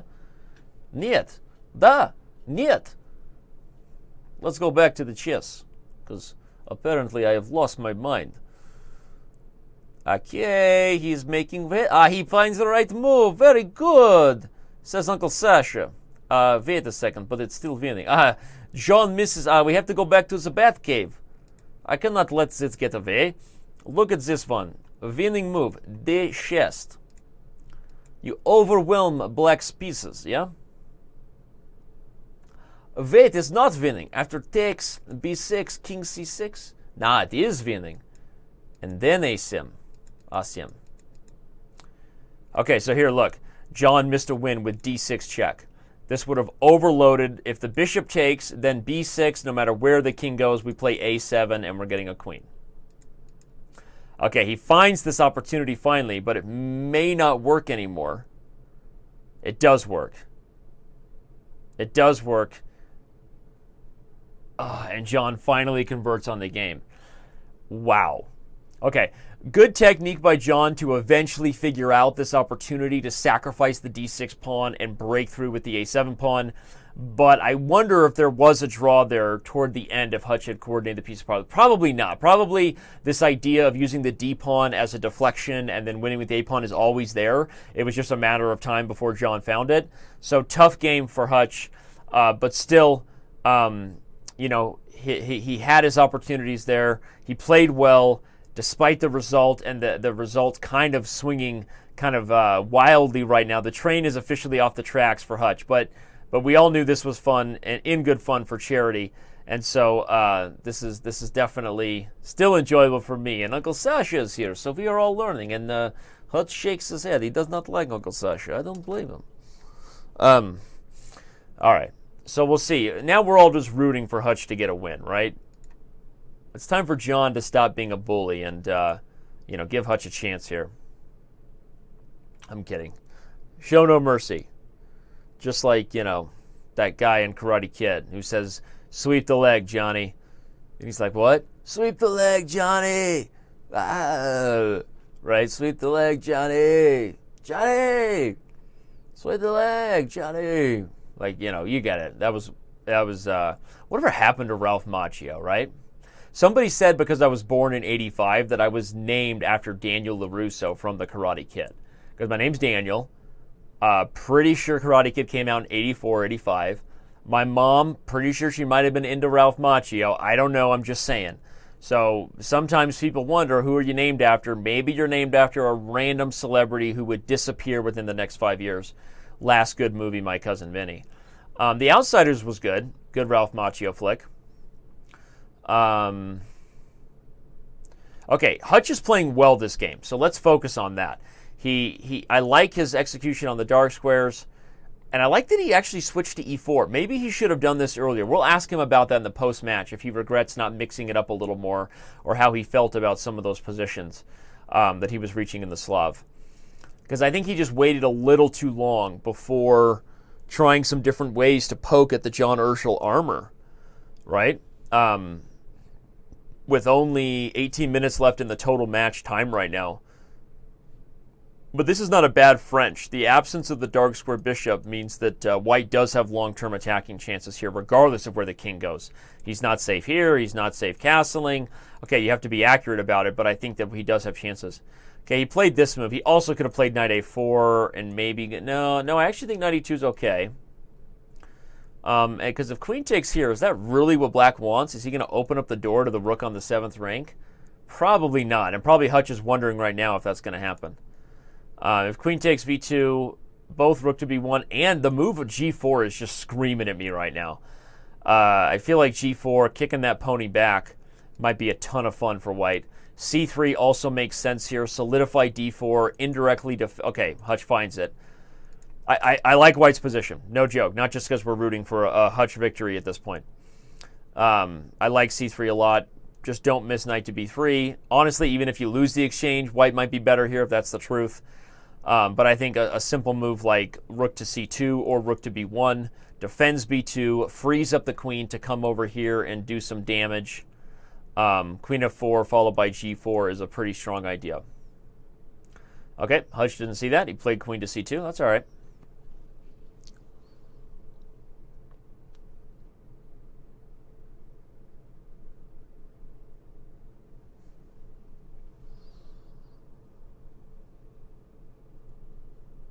Okay, Hutch is very defensive minded at times. He just likes to go get rid of his opponent's plan, which I respect.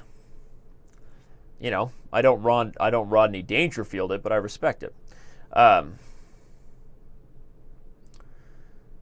Okay, but Urschel again just aggressively going into the endgame like a reckless animal with one goal in his mind. I mean, seriously, like Urschel is just. He just is obsessed with the endgame. I don't even think that queen trade would have been good for him. Would it really? With knight to d2? I don't know. I just love it. I think John's hilarious going for the endgame. Like it's going out of style. Pretty funny stuff.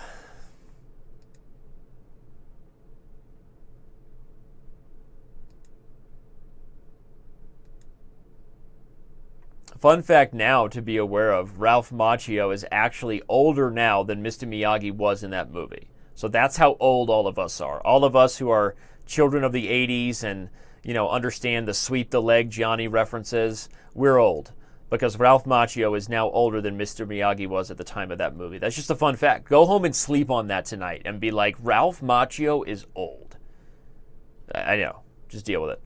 So, apparently the computer couldn't actually find a win there for Black if Black had played the best approach. So I might need to check out that obstacle bishop ending because I'm surprised by that. I actually felt, okay, maybe it's because, you know what? I think Hutch, I think about it now that my engine partner here told me that. If I visualize it, I think the key was Black had to keep the king on d6. If Black kept the king on d6 and the bishop on b6, there was probably no real way to break down the blockade. So once Black allowed the sacrifice of the d6 pawn, that was where he messed up, and now Hutch is blundering the knight. Oh, Hutchy. Hutchy. We love you, buddy. Oh, that's funny. He's so frustrated that he saw it. He's so frustrated with himself. Oh, man. Okay, what could he have done there instead of hanging the knight? At this point, he had to trade queen. So John Urschel's relentless pursuit right? He's like hungry like the wolf. John Urschel's relentless pursuit to force the queen trade pays off as Urschel avoids it and gets his own queen and gets his own knight lost on h4. He's going to win the h6 pawn, so that's cool, right? I mean, at least you got something out of it, right? But that's a lot like getting a sucker after you've gotten a shot, right? Or you just got your tooth operated on, the dentist, and they give you compensation. I try to explain to my kids what compensation is. They're like, what's compensation? I'm like, that's what dad makes if he works. You get compensated for your job. Like, they don't understand that. I'm like, when you go to the dentist and you've been tortured, and then they're like, oh, you get to get a sticker out of the box. Like, that's your compensation, It's not doesn't make you feel any better, but it kind of distracts you from the pain you're in for a moment. So that's what h6 was there. That h6 pawn was compensation. It was the sticker in the goodie box after the dentist. Okay, Hutch is playing fast now, so that's good, right? And he just resigns. He just throws in the towel.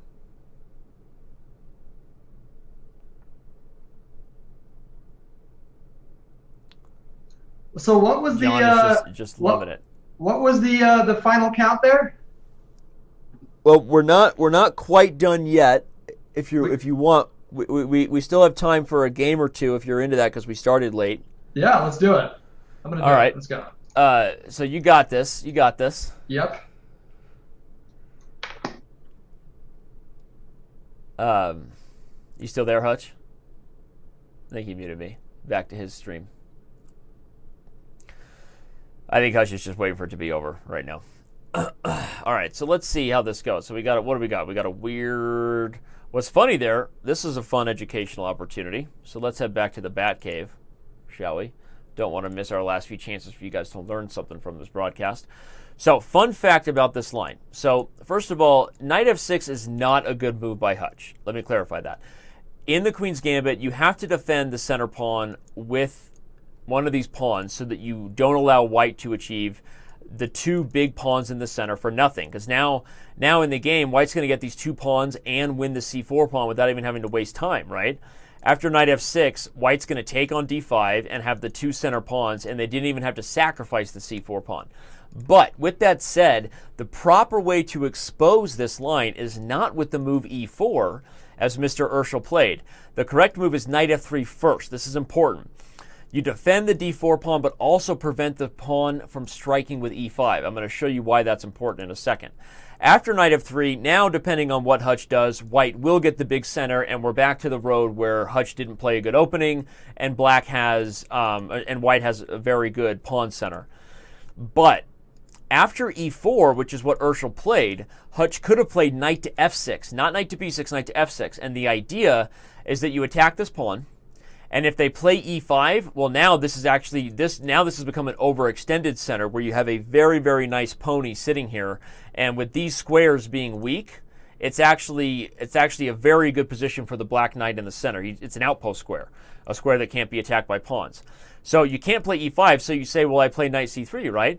Well, now white has to deal with this trick, e5, a striking pawn move in the center, and after takes, you trade queens, and then you have this trick, knight to g4, forking the e and the f pawn. Black wins back his material and has opened up the game and taken away white's right to castle. So again, instant replay to give you one more educational nugget before this match comes to a close, is that knight f6 is not a good move. It gives up the pawns in the center, but the appropriate way to take advantage of it is knight f3, not e4. If Hutch had played knight f6, he has this trick. Either e5, knight to d5, very strong pony, or knight to c3, e5, and black is happy, opening up the position, winning back material, and ultimately having a totally playable middle game. So, there you go. Fun little fact. Let's go back to watching the players. Just wanted to get that educational moment out of the way for you all. And now we're back to looking at the live position as well as the live dance moves of John Urschel. It's like, what is he doing? Is he just listening to gangster? It's got to be gangster rap. Am I awarding the Diamond membership based on genre, or does it have to be the particular band? Okay, if you get the particular band that John is listening to, what's up, man? Danny, I'm totally out of gas. I'm gonna be. You know what? I totally get it. Yeah. I totally get it. And you know what? running on fumes here. Well, we're gonna call the match then, and I'm gonna let John know that it's time for us to move on to our post game interviews. He's just focused in his own world, bobbing his head with dance moves. I don't even know what he's doing. You can tell he's focused. You can tell. Let me tell him. Which is good because we reached our normal 3-hour time limit anyway with the breaks, and let me let John know that it's time to bring the match to a close. Okay, that was a lot of fun, Danny. Thanks for setting this up. It was a lot of fun, and I'm sorry I'm sorry it wasn't your best day. I mean, you are better than that. I'm not sugarcoating it. You are better than that. It wasn't my best day, but I like playing against players that are better than me. Even if I lose a bunch, I still prefer it. That's just well, there were some games that were really, really close, and then it just came down to time pressure, one person making a blunder. Waiting for John to join us here in a second. The opening games were definitely a lot better than the last hour. I was really, really struggling there. Did you regret maybe in hindsight, maybe in the end you started to mix it up a little bit more, less D4, E4? Do you feel like maybe you should have mixed it up a little more, or do you wanted to stick to your opening repertoire? Probably. I don't know. What do you think? I don't know. I mean, I liked it. I actually think you were overestimating some of John's positions in the middle game. Maybe missed your opportunity. Hey, I'm here. You hear me? John. Hey, what's up? Hey, John. Good games, man. Dude, you played really well, and like seriously, you were like sharp on a lot of things. Yeah, it's just I almost inevitably reach some point where I blunder some piece. That's kind of where it goes. Yeah, I think all those games were seriously just like mutual blunders. Yeah. How did you get into chess again? Me? Yeah. So I got into chess like in college. Like my dad taught me how to like move the pieces when I was little, but I didn't start like there we go. I didn't start like really playing until it was like junior year of college, and one of my buddies did like an internship, like a summer internship with like a professional chess player. Hold on, my mic is just... It looks like you're going down the elevator here, John. Yeah, my mic's doing all sorts of nonsense. Let me fix it. Hold on. This is getting fixed. Just give me a second. This is about as functional. There we go. There you go. I had it on the side so it wouldn't be in the way. It's on my computer now. Okay, so, and like one of my boys, he like did an internship with this professional chess player, and she played chess with him like every day, and then he came back, and then like during training camp for football, we were just playing chess like every day, and that's like how I started like really playing chess. Oh, cool. Yeah. Did you study it right away, or did you just kind of jump into no casual? I was really into math. I mean, I'm still really into math, but I didn't actually like start studying things probably until like I did this charity event and I met this dude, Robert Hess. He's like a grandmaster, friend of Danny's. Okay, and, all right. We hit it off. We became instant friends, and then that's when I started like really starting to study chess and trying to like get better. You know. That's awesome. Yeah. Hutch, do you spend time studying or basically just playing and enjoying the love of the game? I normally don't study. I normally just play, and I have the benefit of just having a decent Twitch following. So some grandmasters will come on and actually give me lessons, and those have helped out a lot. Yeah. If I'm having trouble with the opening, I'll look up a YouTube tutorial and then just probably forget everything I learned. But I used to study chess a lot. I had quite a few chess books, and you wouldn't be able to tell by how I was playing today. But yeah, I spent a lot of time studying the game. No, like seriously, man, I'm telling you, you played well today. Like, well, I do think the match was closer than the final score. Yeah. Obviously, it did get away a little bit there in the end, but I think. It's tough because in this online format, right, you don't have time to kind of take a break and gather yourself, right? So you lose a few in a row, and all of a sudden you're frustrated, and it's hard to kind of let it go, you know? Well, no, it's all a learning experience. So like it wasn't. I had fun. I had fun the whole time, even though I was losing. So what is the final count? Really, Hutch 1, Urschel 11? Is that it was 11-1 final count, but You did have a great time, and we had a great time watching you guys. So, John, first thing we have to ask, did you make tea or coffee during your break to get the caffeine? Tea. Okay. Tea for caffeine, black tea. And for the record, seriously, I do not know what was wrong with me today. How many times did I blunder the same tactic in that with bishop takes c4 with the pin? Stop. Oh my lord! If I want you to know, Hess is gonna straight curse me out. Yeah, no, I mean. We were talking bad, but no. Hutch obviously is familiar with that tactic, so he he took the opportunity there. John, what music were you listening to? A variety. A little bit of Lana, a little bit of a bunch of different stuff. Yeahs, Lana. Any rap? Any R&B? A little bit of rap. I think I played What a Time at some point. Okay. We have a diamond member. I'm playing a game with the members. We're trying to guess what you were listening to, so we had to know, so I can give away some diamond memberships. Gotcha. So there we go. Now we know. If anybody guessed the specific band during, I'm going to review everything on Twitter. Everybody, one of you guys is going to get a 1-year diamond membership. Anyone guessed Yeahs, Drake, Future, Post Malone, any of those should win a diamond. Awesome. Awesome. There you go. Well, anyway, we had a ton of fun. Obviously, this is the kind of event that we love doing. It's important to get the fans involved here, and obviously, we appreciate both your guys' time here. A little bit different than watching Nakamura and Carlsen, but you guys were even more entertaining on camera. I'm gonna tell you that. You guys I mean, honestly, every game was super instructive. It gave us a ton to talk about, and I think that's honestly probably better for the members than. As much as it's fun to ooh and ah at Magnus Carlsen's greatness, we don't learn very much except for how many accents Danny can make up in the middle of the show. I mean, honestly, we learned a lot today. You guys played well, and it was a ton of fun. So we're going to be. Thing is, yesterday, just so you know, Hutch, Danny really helped me yesterday, and this helped me a lot. Did you prepare for the Queen's Gambit? No, he prepared me to just play fast, and I prepared him mentally. I said because usually I'm slow, and Danny, to my credit, I think I was playing faster today. You played much. I was surprised. Honestly, I feel like Hutch normally is a better. I mean, honestly, I think Hutch has probably been a better blitz player than you in most of the games I've seen. But you really played fast today, and you put the pressure on, and that was. I think that was a big point. I had this. I wasn't expecting that either because we've actually played a couple times before off stream. Yeah, and both of them were pretty slow positional games. They weren't very fast. So we played twice slow games, and both of them should have been draws. Yeah, definitely. Yeah. Well, this has been a lot of fun. We thank both you guys. Hutch, I hope that the fans at your stream enjoyed it. They had a good time. They appreciated you commentating too. And everybody at Chess.com TV and Twitch TV/Chess, thank you for being here. Congrats. My usual thing. Thanks to everyone watching. Appreciate you coming out.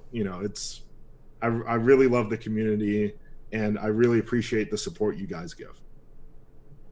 Well, thank you guys. We're going to see more of Hutch and John on Chess.com, I think. You guys, thanks for playing and being on the site. We got John joining us for Amateur Hour. We should get Hutch on an Amateur Hour, too. Although Hutch and I get together, I'm one of those grandmasters / non-grandmasters, might as well be, that gets to join Hutch every once in a while and give some advice. We should do one of those again soon. Yeah. I would love to do that. Yeah. And something like this would be fun again. Yep. Maybe 3 hours is a little too long. Maybe we should cut it down a little bit. 2 is good for me. 3, I start fading around 2 to 3 hours. I'm not built for. Honestly, I've been under these professional lights for 8 hours today. I can't feel my face right now, so I could use 2 hours. I'm a little bit burnt out, literally. I'm with you. I don't know if I've ever played chess online for more than an hour. All right, so we're gonna change the format, but we definitely got to do this again. Thank you both. This was a lot of fun. Check out the article. Go ahead. Hess just texted me, and I have to rep him in the post-game interview. Thank you, Hess, for talking to me and helping me. All of his prep. Yeah, whatever. Tell bed. It's Yeah, it's 3 a.m. in Japan right now. I don't even know what he's doing, but all right. Yeah. All right, guys. Thanks for being here. Thank you, Hutch. Thank you, John. And we'll see you guys in a future match. Cool. All right, good games, gentlemen. Yeah, good games to you too, man. Yeah, take it easy, John.